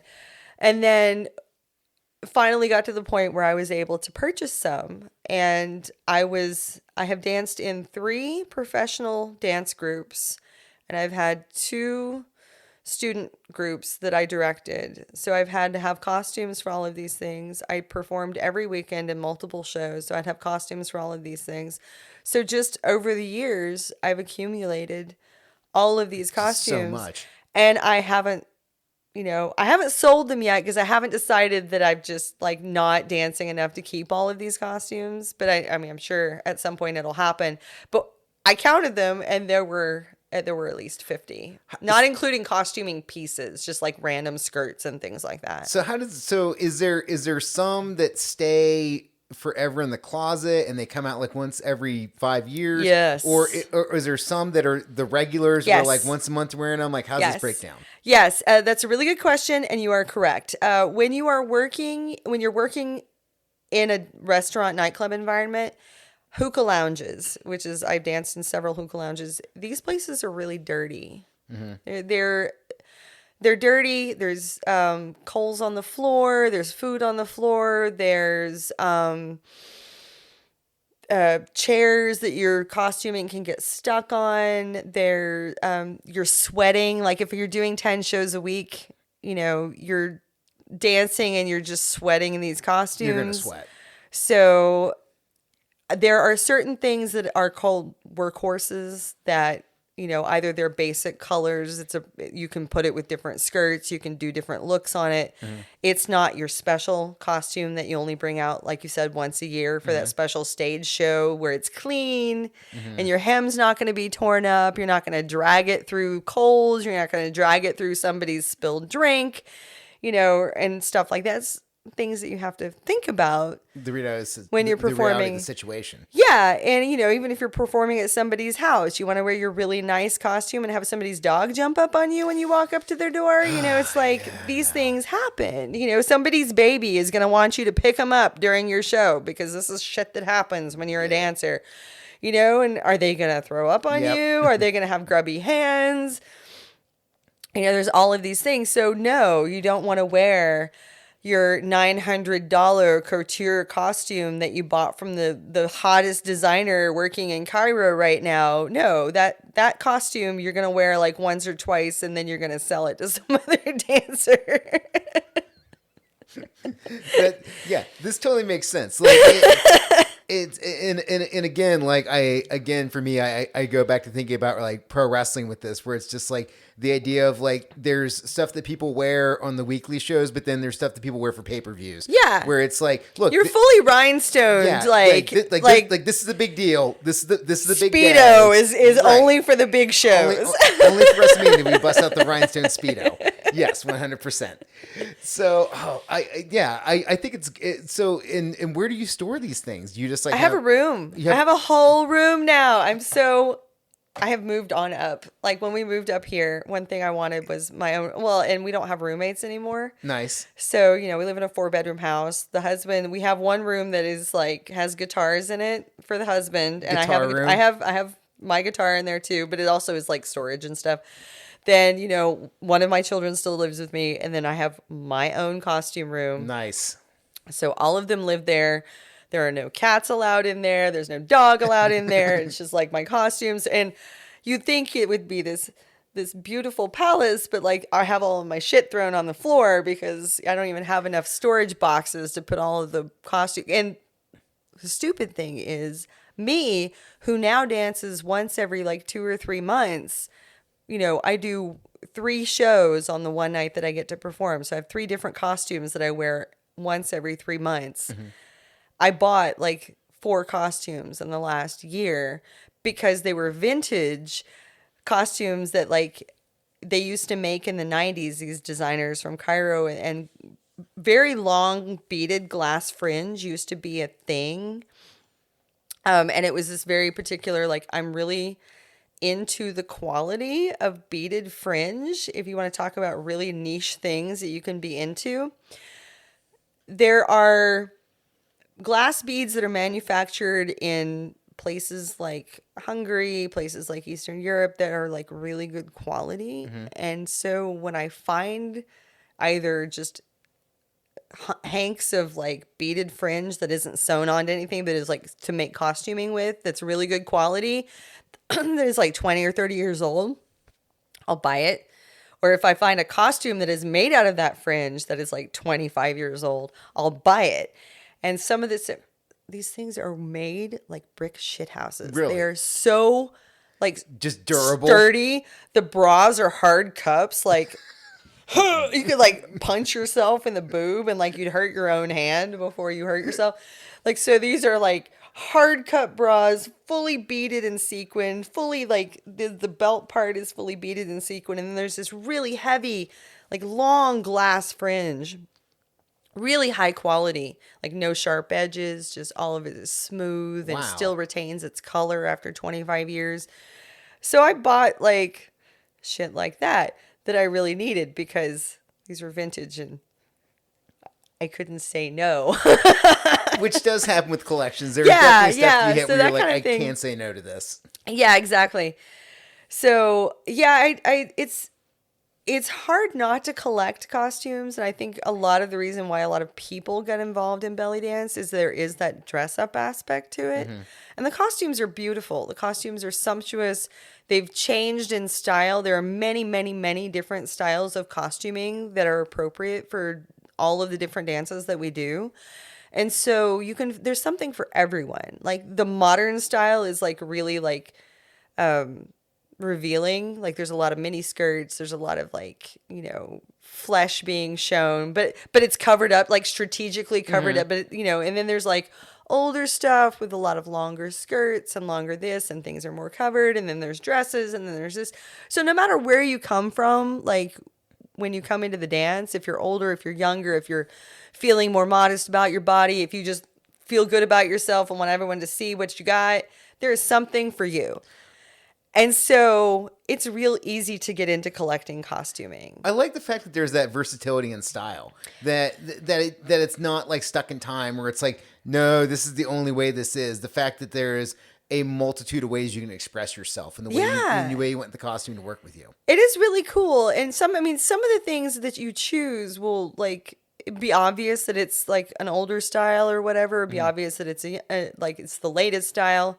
But there is a lot. I think even the older styles are accepted. Like no one's going to scream at you for wearing. And in fact, people nowadays, it's a really big thing to like wear vintage style costuming and then present dances that are based in the vintage, in the music and the ways that they would, because the dance itself changes over the decades as the music changes. And really, we've spent a sadly small amount of time talking about the actual dance itself, but one of the ways that costuming relates to it is that nothing is static, everything changes, and you can really take a journey through the dance and the culture from, seeing how the music changed over the decades and how the costuming changed over the decades and how the dancing, as the music changed, the dance had to change to fit the music, and the costuming had to change to fit all, to fit whatever was being portrayed. Is this music meant for a stage show? Is this music meant to be, played in the clubs? And, is this kind of street dance? Or, there's so many different ways in which everything relates together, but it all relates to me, to the music first. So it's kind of like kind of what you're describing now reminds me of like metal, where it's like, okay, if you say heavy metal, what does that really mean? Well, there's multiple genres. Well, what kind of genres is it that kind of thing where like it can be, yeah, where it's like, okay, belly dancing, but now it's like, boom, how does this all split? Because now it sounds like what you're saying is like, it's not just one dance. There's multiple dances. Yes. It's not just one costume. There's multiple costumes. And there's all these little subgenres that exist within this world. That's absolutely true. And the funny thing is, like, if you go to one of those stage shows where there's multiple different dancers and they all dance to like one song, you might choose to do like, I'm going to do a dance in this genre and I'm going to do this performance in this genre. And so you do this thing and it's very specifically stylized to present whatever it is you're presenting. The interesting things happen when you're doing it, when you're being an entertainer and you're dancing in a nightclub and you start your show with a very classic piece and your second or third song is the modern stuff. Mm-hmm. And you're dancing in the same costume because you don't get to go change between songs. Like, whatever costume I start my show out in, there's only so much I can do. So it's really interesting how that changes your approach to how you're going to perform. Interesting. So, okay, let's get into this. So we talked costumes. Let's talk about some of the extra stuff that goes with this. Because, like, as I was going through your Instagram, and you alluded to earlier, your head's on fire. Mm-hmm. You're dancing around with swords. Mm-hmm. Dude, what the fuck? Like, it's actually really easy. How? Like, okay, so I it's not easy. I should not say that. But yes, like, no. If I was you, I would have a hook hand right now. Like, there's no way I'd be able to do this. First of all, most of the swords that are danced with are not sharpened. And if you are a dancer and you're performing in a space with other people and you're dancing with a sharpened sword, you're a fucking idiot. And I'm going to say it out loud. You're a fucking idiot because it's dangerous. You're putting people at risk. So the swords, and if you're dancing in a restaurant or a party or situation, you can't keep people away from you. Right. I am at the point where when I am dancing with a sword on my head, if people are around me, I have my hand on the blade, not because I don't know how to balance the sword, right, but because I need control over that. And this is the pointy end. And even though it's not sharp, and It's not sharp. It is pointy. Right. And it's heavy. It could cause a problem. If it fell on your foot and it stabbed you, it would really fucking bruise you, could break a bone, and could draw blood. Right. I mean, yeah, the blade is not Right. sharp, but it's still heavy and it's still potentially It's dangerous. still a big old hunk of metal and gravity. Exactly. And people not paying attention, and you're dancing around people who have been drinking, and you're dancing around people who are, again, not looking at you. You know, all kinds of things are happening. So the minute I leave my stage, or even the minute somebody approaches me, if I'm dancing with a sword, I have a hand on it. I have a hand on the blade because I want to make sure it's not going to fall and hit someone. So there's things like that to be cognizant of. The fire is really tricky. I dance with like handheld fire, and occasionally I have a fire crown that I will wear occasionally. I will not wear that if the ceiling is not of a certain height. That makes sense. Or I don't like to do it outside because wind. Yeah. Wind The and elements, flame in the hair, yeah. Things you can't control. But, so I don't get to wear that very often. But the handheld fire I will do, in different situations. But even so, you'd think if you're holding fire, people would stay away from you. I would. People are moths. They come People to the flame. legitimately, I have been in a party where I was doing fire and people kept bumping into me, and I'm like, "Yo, I'm gonna light y'all on fire." I'm literally. I've had to handling fire stop. right I've now. had to put out my fire and go, "Okay, I'm gonna just dance with these people because I don't want to burn people up. I Right. don't want to burn myself up. Right. I don't want to hurt anyone. I don't want to hurt anybody. I don't want to cause a problem." So I've had to put it out. Just people are not cognizant. Yeah. No. 100%. Putting it nicely. Yeah. I will co-sign that right here, right now. Just, People are in their own definitely little not world. cognizant. Yeah. Not paying attention, don't seem to understand that fire is hot, and if you're wearing all kinds of hairspray, you're not going to like what happens when you get too close to me. So there are ways in which dancing should develop an extra sense of awareness in a person, because you have to know, especially if you're dancing at a restaurant or even a nightclub where they serve food, there's always wait staff walking through your dance space, carrying trays of food. Oof. Always. Or a hookah. Yeah.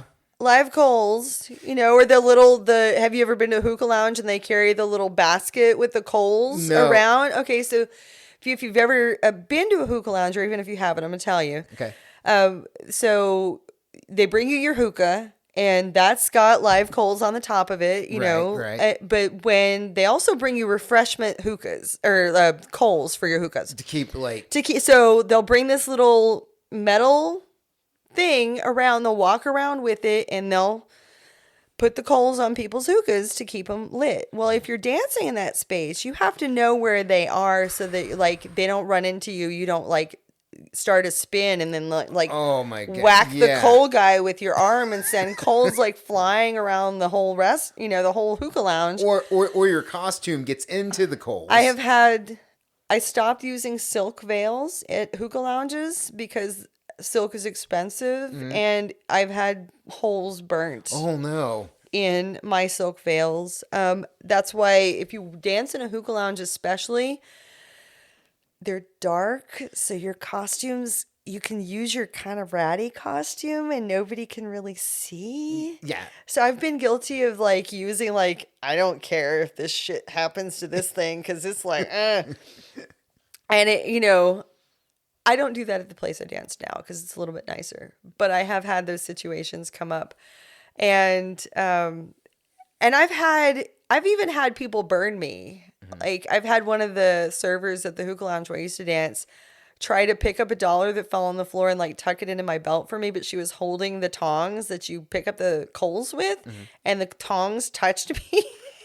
And they burnt. I was like, what the fuck? And then I had this burn mark right here, right on my side under my ribs for weeks afterwards, which is fun when you're trying to wear a two-piece costume for dancing. I was gonna say in what you're doing, this is not a good thing to have happen.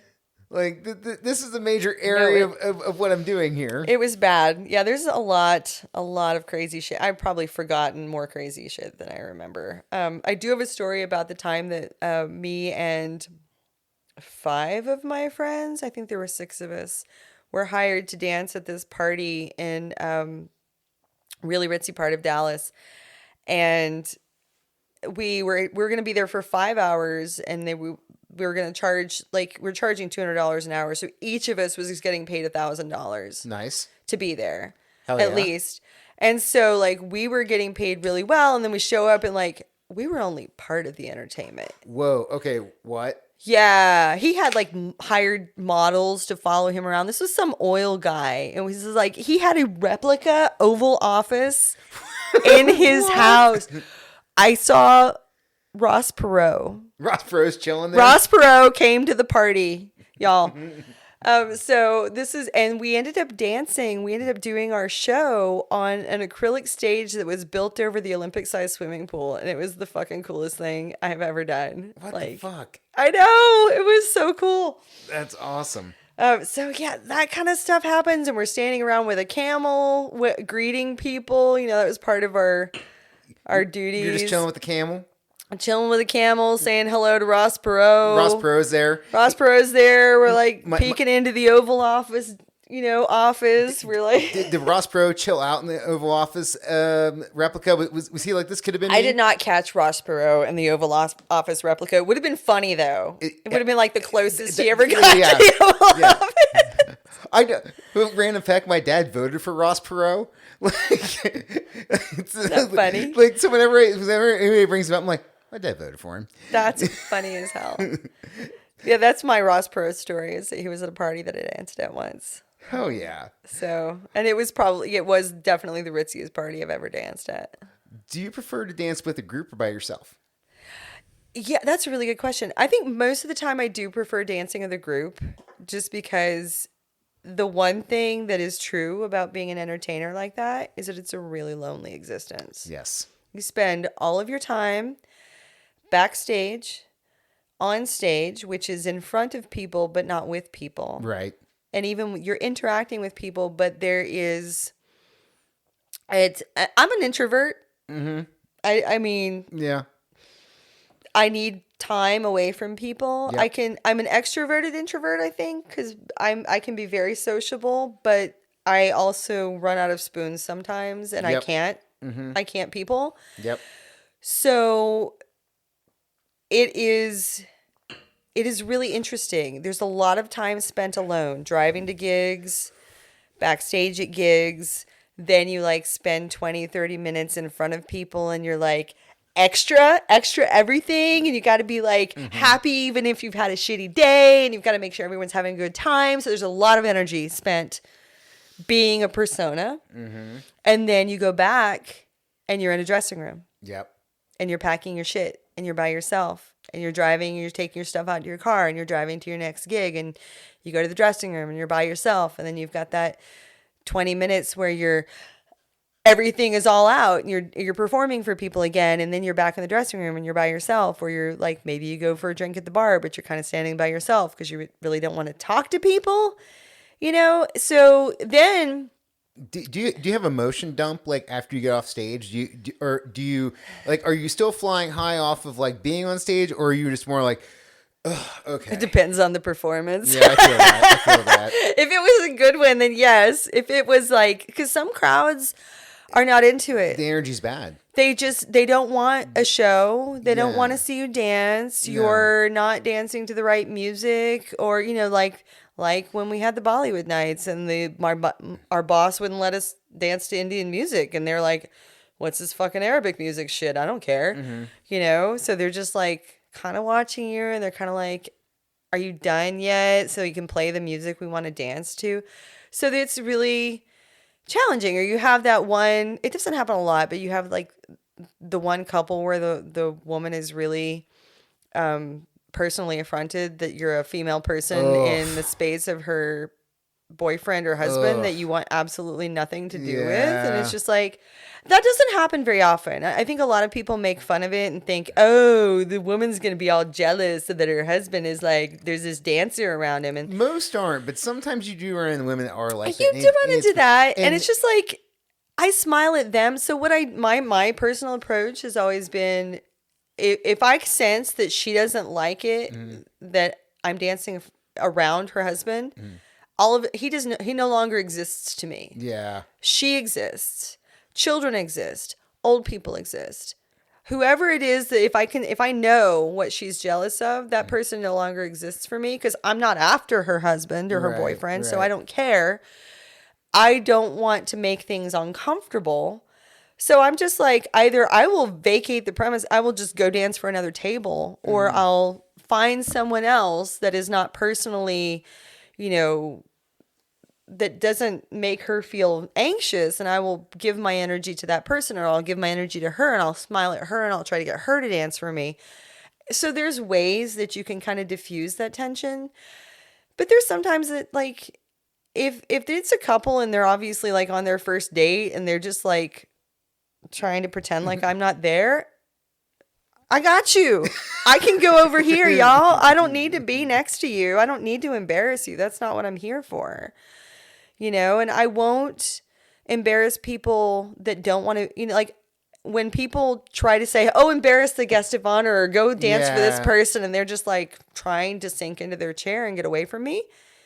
No, I'm sorry. I'm not going to do that. Yeah, Like, that's man, and that's a weird situation too, because I know that like if I was in that situation, I would be the person that'd be like crawling into the chair because I'm just like I don't want to be the center of attention right now. right. And there are a lot of people who are like that. And I don't, and I'm not good at dancing. Now, on the flip side of it, after having like a 2-hour conversation with you, if we were at something and you were dancing, I was like, oh, I would totally dance with you right now because like you're super cool and I know you. I have Right, like, I and have, there's like a sense of rapport where it's like, oh, this is like my friend. And that's kind of how it becomes. Like, if you dance at a place long enough and there are people that come there regularly, you get to that point with people and they're comfortable with you. And that is a really great place to be because then you feel really supported because they become your friends or they become acquaintances of yours and you're friendly and they're rooting for you and they know that you're not there to like steal their husband Right. or make them uncomfortable or whatever. And so that's kind of a nice place to be. But it is, again, it's one of those just interpersonal, learning how to read people, learning how to. My thing is, when I'm dancing for people, I want them to not. I don't want them to feel unsafe around me. Like, I'm not there to do anything to harm people. I'm not there to break up relationships. I'm not there to embarrass people. I'm not there to get their friends to laugh at them. I'm there to facilitate fun. And if fun is not being facilitated, I will find someplace else to go do it. And so I've had to learn really well how to read people. And I think that's a major part of things that people.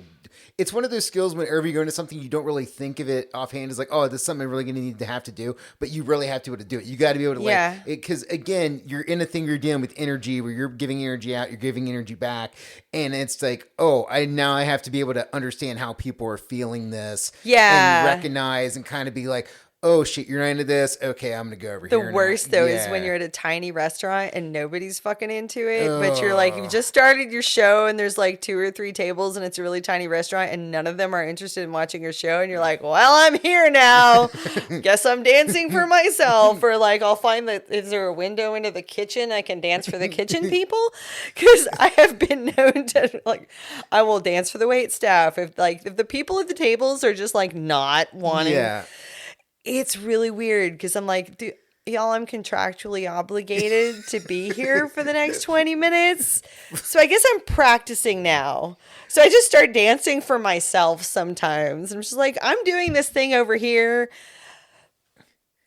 I don't even care if y'all are here anymore. Do you ever, in those moments where you're just like, well, if this is for me at this point, I'm going to work a karate kick into it. Maybe some David Lee Roth jump kicks? No, I've never done that. Okay. Sorry. Well, damn it. I should have. Now I feel like I missed some opportunities. I really wanted Van Halen to be a part of this. I can't say that I have ever danced to Van Halen. I'm trying to think. Or done jump kicks. No, sorry. Damn Gonna it. have to disappoint you. All right. Well, I can deal with that. I can go with that. All right. Is there any competitions or conferences for belly dancing? Oh my God, yes. Oh my God, it's a whole thing. Let's have another rant. Go there for are it.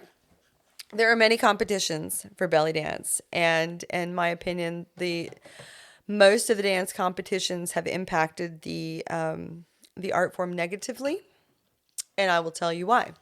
When I started dancing, the community that I started dancing in, so I spent, like I said, I spent 10 years in Austin, moved there in 1992, moved back to Dallas in 2001, in May, June. So, like, right before the shit hit the fan with the September 11th and all of that stuff. But in that time, I danced at a lot of community shows. I did some small restaurant gigs, but nothing big, but mostly community shows is what I was performing. So for other dancers. And there was a certain show that was a monthly show that you could just sign up, say, hey, I want to dance. And if they had in. room for you, you could dance. And they didn't have a time limit. Oh no! Like they didn't give you a light. They didn't give you but like most people, when they're beginning dancers, they'll dance to like 3, 4, 5 minute songs, maybe at the most. Yeah. I was into these 10-minute songs.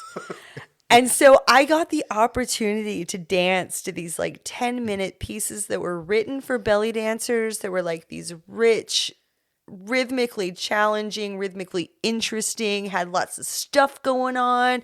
I was nowhere near ready to dance to this shit, but I could do it in this space because it was safe for that. And I did it, and so that's kind of some of the very first like long form performances that I was able to give.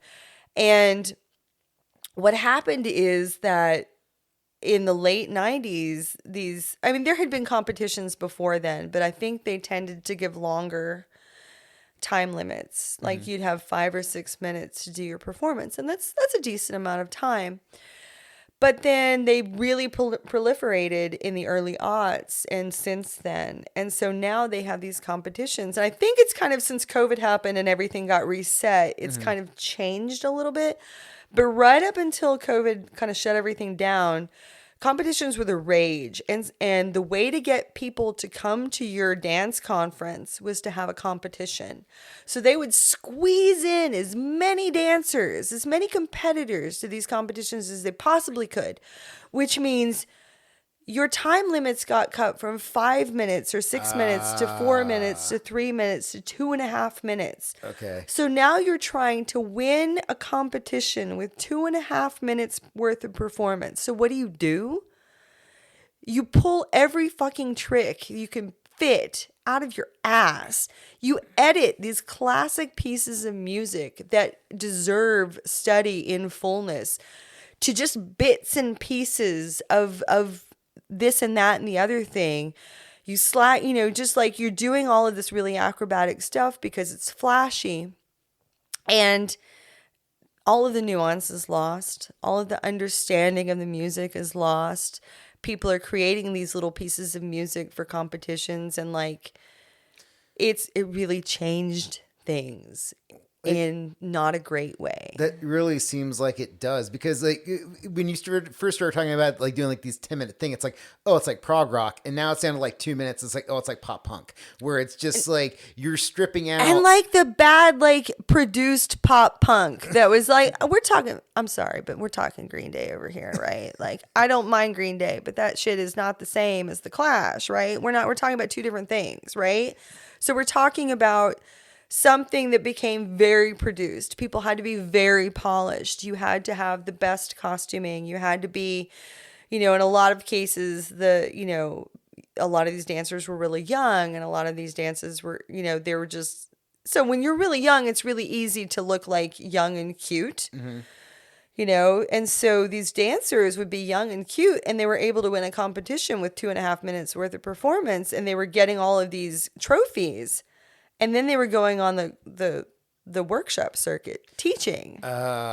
Yeah, and You see what's happening here. Yeah, well, and that's what I was kind of thinking about when you started talking about how conventions were intertwined with competitions, and I was like, So the well, winner of this year's competition comes back next year and to she the teaches. conference. Yeah, She might be 23 and have been doing this dance for 2.5 years. yeah. But she won a competition. Oh man, And now she's teaching and now she's making a name for herself. And there might be dancers who have been in the trenches for like 10 or 15 years or 20 years and like you don't get the same recognition. So it kind of skewed things for a long time because you made your name winning these competitions, which I feel like were kind of scratching the surface. They were shallow of understanding. and this seems like a very complex thing because it's not like okay, so it's a sport thing in the way like skateboarding is a sport where it's like there's an entertainment aspect and you're hitting tricks, but then at the same time there's also this whole like there's the costuming end of it where it's like there's a presentation and a stage show side of it and pageantry, and then there's also this whole thing that's based on like physical appearance. There's a lot of elements that are coming together here to make this thing. Also, and all of this stuff is happening, and the fact is at the bottom it's still a cultural dance. Yeah. And most of the dancers that are performing it are not of the culture. Oh, okay. So here's another thing to slide in here. that's a whole layer. And a lot of the competitions, so the people that really influenced these dance competitions were Russian dancers. And Russia is huge. Their culture is dance sport. Dance sport is huge in Russia. So they applied the same concepts that they had for the other dances that they make into sporting events, and they applied that to belly dance. And that's where like the hugest amount of influence came in that community is from all of these Russian dancers, and they are technically really good dancers because a lot of these girls have been training for a long time. Because it's dance sport, but where's like dance heart and dance expression and dance like exactly. So you get that dance sport mentality in the energy thing we were talking about earlier. Yeah, it's like yeah, you can technically nail moves, but are you connecting with an audience? So you can see what I'm saying. If I showed you two videos of two dancers, and one of them was an Egyptian dancer, and the video I chose was from the 1980s, and it was a performance of this very famous Egyptian dancer. And then if I showed you a performance of a Russian dancer who might be dancing in Egypt 20 years later, the difference is it's a different presentation. Holy shit. It's almost a different dance entirely. You know, the base movements are there. You could look at both of them and say that they're both belly dance, but the approach and the feeling and everything is just so different. And so when you were talking about before, you were saying, you know, you have to do all of these, you know, you have to conform to a physical standard. It's very, very true. And, you know, beauty standards exist in all cultures, and it is definitely just one of those things you have to deal with being a professional dancer in that space. I got lucky, and this is the point I didn't get to make for you earlier, is that when I started dancing in this nightclub in Dallas, my boss didn't really like girls that had big boobs. Like most of his dancers were not did not have the same pressure to look a certain way. Like he did like us to be skinny, like all of us were thin, but you didn't have to have big boobs. Like, in fact, I feel like he thought it was better because it was less distracting for customers. He's like, you know what, just one of his first dancers is a friend of mine, and she had gotten a boob job like before I even met her, and he used to, you know, this is not great, but he used to kind of make fun of her and like, you know, like she was so cute before, and then she had a boob job and she thought she was something, you know, so it's just kind of making fun of her a little bit. But yeah, I think I was fortunate that I didn't have that. I put that same pressure on myself. Like I always felt like, oh, I know this dancer who had a boob job and this dancer had a boob job, and I feel like she's getting hired for things and I'm not. So the pressure is always there, you know, but I didn't feel it from my main boss, which I feel grateful for, because otherwise I probably would have, I mean, I don't have a problem with it. Kind of always wanted one. I just, you know, didn't have the extra money for it at the time. And now I'm just like, you know, Whatever. Yeah, whatever. I've kind of gotten over it. It's fine. So, all right. So we're starting to wind down the show. Was there anything that we didn't hit tonight that you wanted to talk about that we didn't hit within side belly dancing? There's a lot of stuff. I feel like we barely scratched the surface. I could go in a lot of different directions. So let me turn it back on you. Is there anything that you maybe were interested in your research that you wanted to ask me about that we haven't covered? I feel for me, a lot of it was just like, just okay. So one thing that I didn't ask you yet was how did it feel for you to go from being just a dancer to somebody who was teaching? Like, what was that? Ooh. What was that step like for you to go from like, I'm a participant in this, but now I'm in a level where I'm in a leadership role where now I'm imparting knowledge and advice. It was a lot of imposter syndrome for a long time. And I didn't, I still have it. I mean, honestly, I haven't gone to a ton of school for dance. I'm not based in ballet, which a lot of dancers are, but there's a lot of reasons why I feel like that's not necessarily necessary. And I feel like for a while, there was a really big emphasis on making sure you were trained in Western dance forms. And then people were like, well, that's kind of colonialist. This is not Western dance. Why are you trying to impose Western dance strictures on this dance form that is not of that culture? And there should be differences. So I got over that. I still feel like in certain circles I would be more accepted if I had more classic training. Because it's easier to say, oh, I have this certificate, or I have, I've done this or that. What really helped me was just taking a step back and cataloging what I knew and cataloging what I thought would be important to teach to people. Honestly, I made my own curriculum and I made my own syllabus, and a lot of it was based on what I had been taught when I first started learning. So I really thought I had to go back and deconstruct my own instruction that I had received, right? That's part of teaching where you have to look back on, you got to look back on something like, okay, how did I learn this? And then, okay, if I didn't get it from somebody, how did I teach myself this? And then how do I break down the steps and scaffold this? Like, how do I bring somebody who's completely new, and then they got to learn this first so they can learn this second. And now they got 1 and 2. Okay, now we can teach them 3. We're actually getting into the meat of it. And it took me a long time to get there. Like, I started teaching and I was just kind of like, I don't know, I'm just kind of teaching a class. Right. Dance. Do the thing.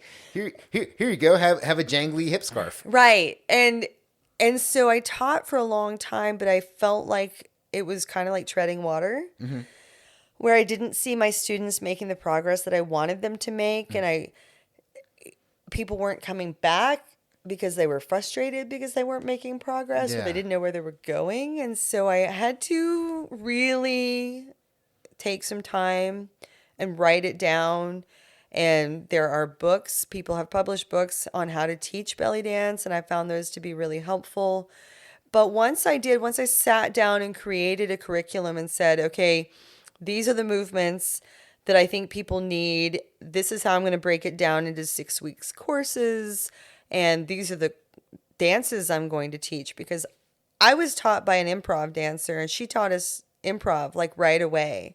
So my challenge was always choreographing for myself and choreographing for other people, which is why I got myself involved in 3 different dance troupes, because we had to choreograph things. I had to learn choreographies. I had to perform choreographies. I had to understand how that went.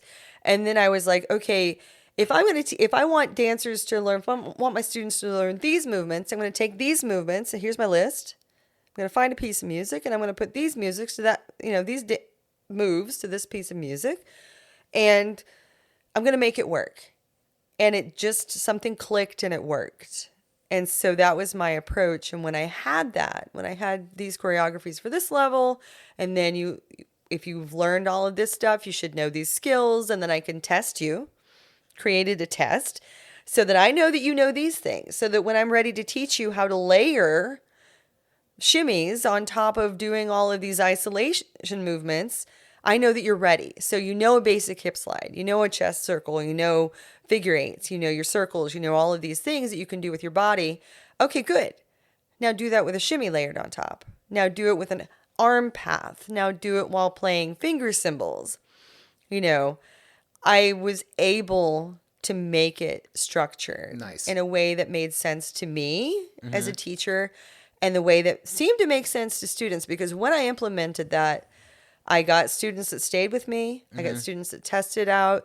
They paid me for private lessons to learn the things that I'm like, hey, do you need a skills review? We can do this. We're meeting at this time. Pay me this. So it was good for me monetarily, and it was good for me in the satisfaction that I had that I was being coherent, because that was my problem, is I felt like I was just bleh. I was just giving them a dump of information and not making it linear and making it coherent. You know, and not for nothing, we are linear learners. So I can't teach this dance the way people, you know, in Egypt might learn it, that are just watching their uncles and aunts and mothers and cousins and whatever dance on, you know, at parties and weddings and stuff. And so they just pick things up organically. There's a big difference between learning something when you're 4 and learning something when you're 24. Exactly. You know, so I had a way to do this, and it was satisfying. And people were like, oh, I can see milestones. I can see things that I've accomplished. So in the years that I did that, I went from struggling to fill my classes to having my classes almost always be adequately full. I had students to progress from beginner to intermediate advanced level. I had a student that mentored with me after that and then went professional. You know, I had a couple of students that have gone professional. I've had students that are not professional but are hobbyists, and they continue to do it, and they started choreographing their own dances. And you know, for me, that's where the satisfaction has been for the last few years, has been seeing, you know, other people fall in love with belly dance the way I did. Passing it on. So that's a huge thing. It's huge. And it also taught me how to teach. And which is something I can be confident in. Like, I've heard it from enough people that have said, you're a good teacher, you're good at explaining things. And so that I go, okay, I feel like I'm good at this. I feel confident in that ability. And I can apply that to other things. It's always cool to run into good teachers. I'm a big fan of good teachers, where you find somebody that understands how to connect with people, relate to people, explain things, break things down, and get you on a path where you can learn. I'm a big fan of those people. I enjoy doing it, and I try to figure out, like, if you're not getting something in one way, is there some other way I can explain it to you? Explain it? Can I show you? Can I, you know, because everyone has different ways of visualizing or getting things, and 100%. And it's an interesting puzzle. Well, and there's so many different learning types. Like, some people learn by reading, some people learn by seeing, some people learn by doing. You know, and so you have to have all of those components available. Some people you have to be very direct. Like, you're fucking this up. Some people you cannot be that direct. Some people can't be that direct. You gotta be like, all right, here's what's happening here. Love what you're doing. You're getting it. But if we could try this, right? This might be a way to do things. You know, so there, and it's the human element where, like, everybody has a different way that they learn stuff, and then as a teacher trying to tap into those different pathways, being like, okay, this doesn't work for you, let me try this, and let me it see is all of that. And it, again, it's really funny that I consider myself an introvert, because I have all of my avocations have been things that require me to interact with people on that level. Well, but I feel, because I'm in the same boat you are, where a lot of I am definitely an extrovert introvert, where, like, primarily growing up as an only child, I'm used to alone time, and I'm used to I'm drawing or I'm playing video games. But I also have this part of me that wants to connect with people, and I can do it in bursts like this conversation we're having now. But once you leave, then you can just you can just I got to power down. I got to power down. I got to chill for a while. I'm sure Lauren understands that, like, maybe you're not going to be chatty, maybe you will. It all depends on where you're at energetically, right? Well, and I think that's why me and Lauren work, because there's times where Lauren and I talk, and there's times where me and Lauren don't talk, and it's a balance. Yeah. And it works because we understand each other. Yeah. Absolutely. Yeah, Absolutely. 100%. Oh, okay. Random fun question. Okay, outside of belly dancing music, what do you dance to? If you're at a restaurant, a bar, or something pops up on the jukebox. What gets you moving? Everything. We listen to a lot of music in the kitchen, and so a lot of times, if we have any downtime, we're just kind of dancing Are around. you dancing on the line? Yeah, yeah, all the time. Nice. Hell yeah. I'm really weird in that I have real issues with singing in front of people, but I've obviously no problem dancing in front of people. All right, So like I don't- I will just bust into some stupid. I don't care if it's stupid. Like I have no I don't like doing sense of either of shame. these things. I have a real problem with singing in front of people. I mean, I feel like I can carry a tune okay, but like I just choke. So I just don't like it. I love to sing, actually. I just won't do, I'm just like the frog in the cartoon. I won't do it in front of people. Yeah, no, that's what the shower is for. The shower is where the singing happens. And then The car. Yeah, the car is a great The place car to is sit. great because I can turn it all the way up. I'm hitting all those notes. Yeah. Yeah, and if you're passing me while I'm dancing in the car as I'm singing, that's fine. I give no fucks. Yeah, I don't care. I don't care. Fuck you. Yeah. I'm doing my thing over here. Yeah. I have no shame. I don't care. I mean, I try not to pick my nose in the car. I'd be a little embarrassed if somebody caught me doing that. But like otherwise, you see me what I'm doing in the car. I don't care. Yeah. Deal with it. That's what's happening over here. I'm singing. I'm dancing. I'm having a good time. Well, look. Final question of the night. What's the future with this? Like, what do you is there anything that you have as a bucket list thing you want to accomplish? Is there a place you want to perform at? That's really good. Is there like a thing you're trying to pass on to others? What's the future? What is the future? It is a bit open. I am in a situation right now where I can't.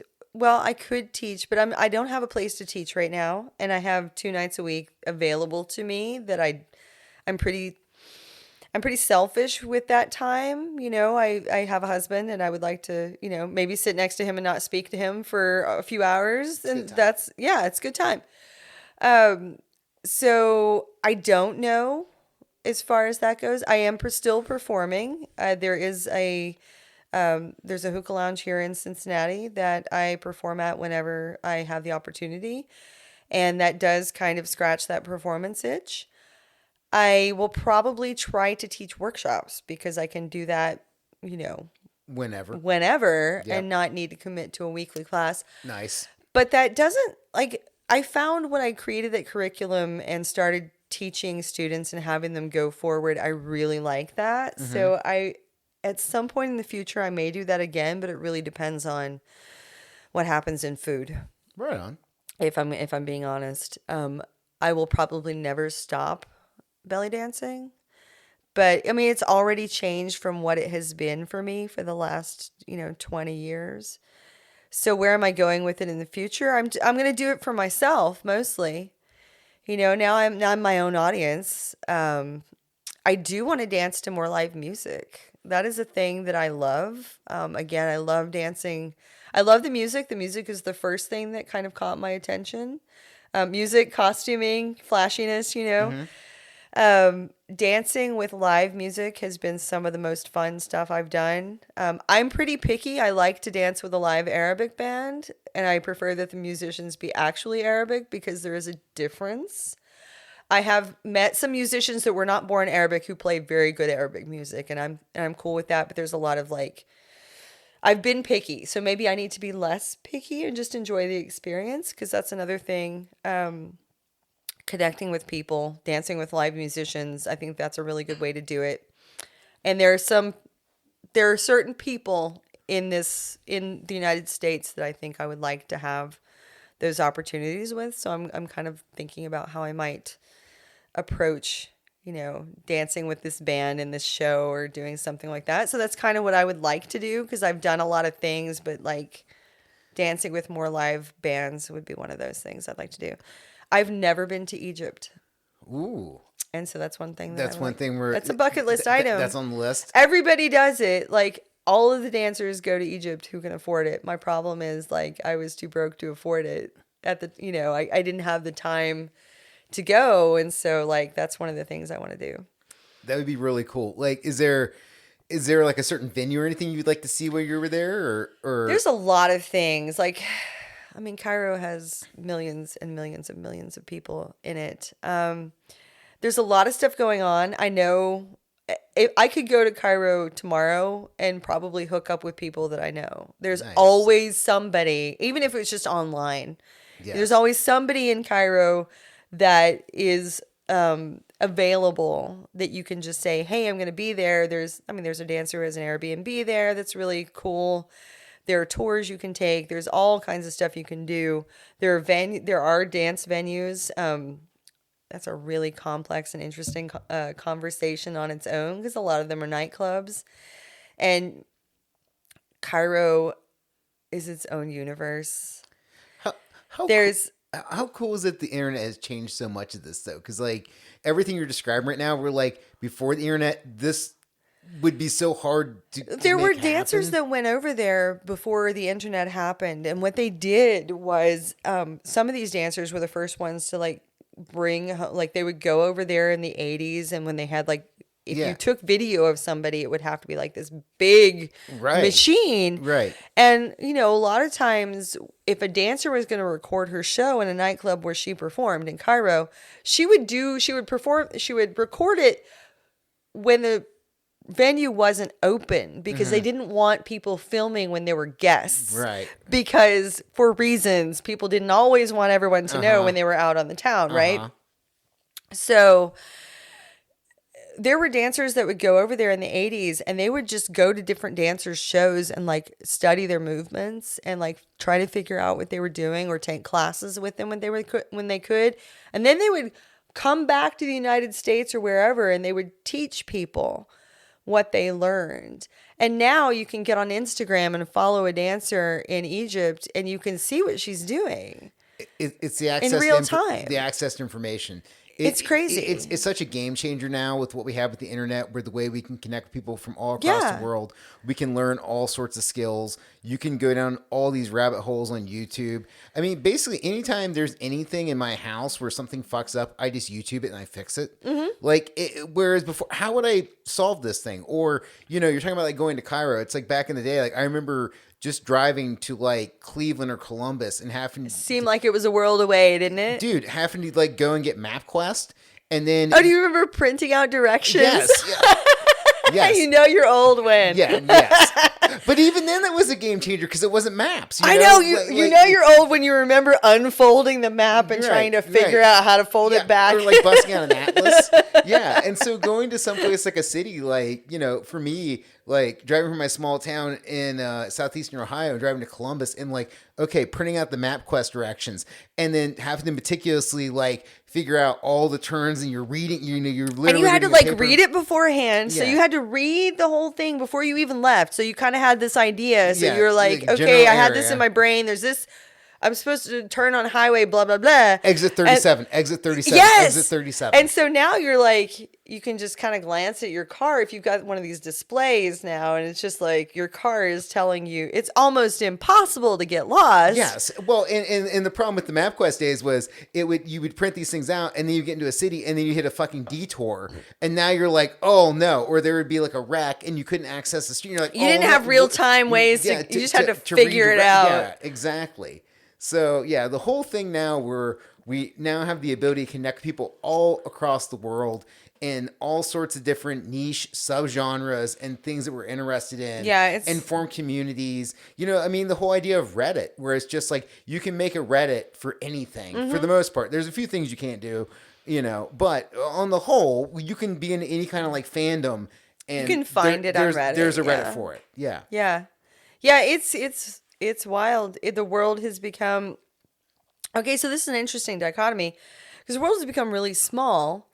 You can know dancers who are currently working in Egypt, Egyptian dancers. You can follow them. You can see them. You can see what's the latest thing. What's the latest style? What are they wearing? What are they dancing to? What are they looking like? Or is everybody having like, got the E-cups going on this year? They got how much filler is in the lips this year? Are we ironing our hair? Are we curling it? What are we doing? Are we wearing extensions? Are we not wearing? What are we doing? So there's all of this stuff. And yet I kind of have nostalgia for those days when you studied with one dancer who went to Cairo and said, I call this step the jewel. There is a step that is called the jewel because it took us, it took this dancer a while to figure out what it was. Like, she loved it. She's like, oh, what are they doing? She had to figure it. She's like, this is the jewel of all steps. So she named it, and like she brought it back, and people from, here who hadn't seen it before, it was just like, mind blowing. And, you got these vendors that went to Egypt, they brought everything back in these suitcases, and they put all of their wares on the table, and you would see everything that was like, oh, this stuff they brought back for us. And it seems so special. Yes, and I feel like that is something that we miss nowadays. Yeah, everything is so instant that you lose perspective on things a little bit. It's the romanticism of... I was listening to this thing. It's called the Punk Rock MBA on YouTube by Finn McGinty, and he did a thing where he reviewed another YouTube video by a woman. I don't remember her name, but if you look up his thing, you can find it, where she talked about, she did a video series called Gen Z Room Music. But it was a clickbait headline, because in reality, Gen Z didn't ruin music, but it's the shift of how music is consumed now. And there was something where back in like the 80s and 90s, we were growing up, you became really fixated on albums just because you had to buy the whole album. It was physical copies. Yeah. And so it's not like today where you can go online and go on Spotify or Apple Music and you can fast forward through stuff. Or like Spotify gives me like a weekly thing where it's like, hey, here's 30 bands you might like. And I listen to 10 seconds of this band. I'm like, fuck this band, fast forward, and it's gone. Everything that I was buying, I was listening to multiple times. You had to. You'd already spent the money on the CD, right? Right. Or the cassette. And that's what I had access to. You could either listen to the radio and hear the same top 40 bullshit that you listen to all the time, and then you could, like, you bought this CD or this cassette or this CD, and you listened to the whole thing because you'd paid for it. And if you had a CD player in your car because you were fancy, you were like, you put the CD in and you drove around and you just listened to the whole thing. And so what you got, it changed art, right? Because people used to create albums more. Ooh, yes. Where they had conceptualized thought, which is now a major tipping point in the music industry, where there is a weird thing that's happening right now where vinyl for the first time in years is selling the most of all physical media, but at the same time streaming is the way of the future. So bands are not considering, do they actually make albums, or do they just make songs that they can release every 2 to 3 months? Like Slipknot just did what they might consider their last album. Clown came forward and said, hey, from here on out, like, instead of just doing albums, we're probably just going to release a song like every 3 months. And that's like, honestly, if that's what you want to do, and I think there's room for both. I think if you have a concept and you want to create an album around that concept, and that's what you're called to do, you can still do that. But again, there are a lot of people who would choose not to do that because they don't see the benefit of it. But then are they those people that would have had that concept anyway? I feel like if you have a concept and you're driven to create around your concept, you're going to do that anyway. Because I know artists that have done that and have been doing that for a long time. You're asking about what music I listen to, and prog rock specifically. I don't know if they qualify, but I think they're in this category. But one of the bands that I've gotten into this last year and a half is Leprous. They're a Norwegian prog metal band, kind of. But they kind of have that concept. Like, I feel like I was listening to one of their albums earlier today, and I feel like it's just like you can kind of hear a theme running through the album. So I think if you're motivated to do that, if that's what your creative impulse is to do, you're still going to do that. Like, I feel like I agree. Pink Floyd would have still released their concept album. Like, people who create concept albums, this is what they're driven to do, right? Right. Well, and I think there's still a possibility too of just like, if you do go with this like streaming idea of like you create something every 2 to 3 months, maybe you release a single every 2 months and then it collects over the course of like a year and a half, or a year and a half, 2 years. Or if you're smart, maybe you build that into your marketing. Like, this is the tease, is that you're giving people breadcrumbs. Right. So there's ways to do both. Jason Isbell definitely did that before the last album he released. Where like he Yeah. was dropping a single every 2 months, and then finally And it becomes a larger, right, piece. right. And I think there's still room to do that. It just depends on what people want to do. And there may be people who just like, we're just going to drop a single Right. every couple of months because it's easy. We can get to the studio, record a song, mix it, release it. Well, and we've got new material because everyone wants to be a content creator, right? Right. And something that doesn't happen as much in rock music that's happened for decades in hip hop is people collaborating.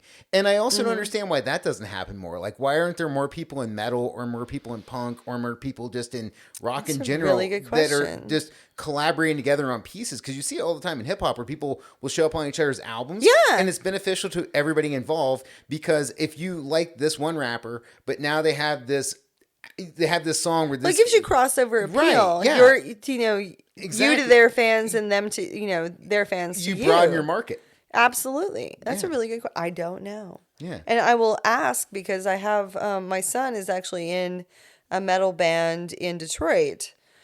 So I will ask. Right. Why aren't they doing more collaboration? Figure it out. These are things we need to know.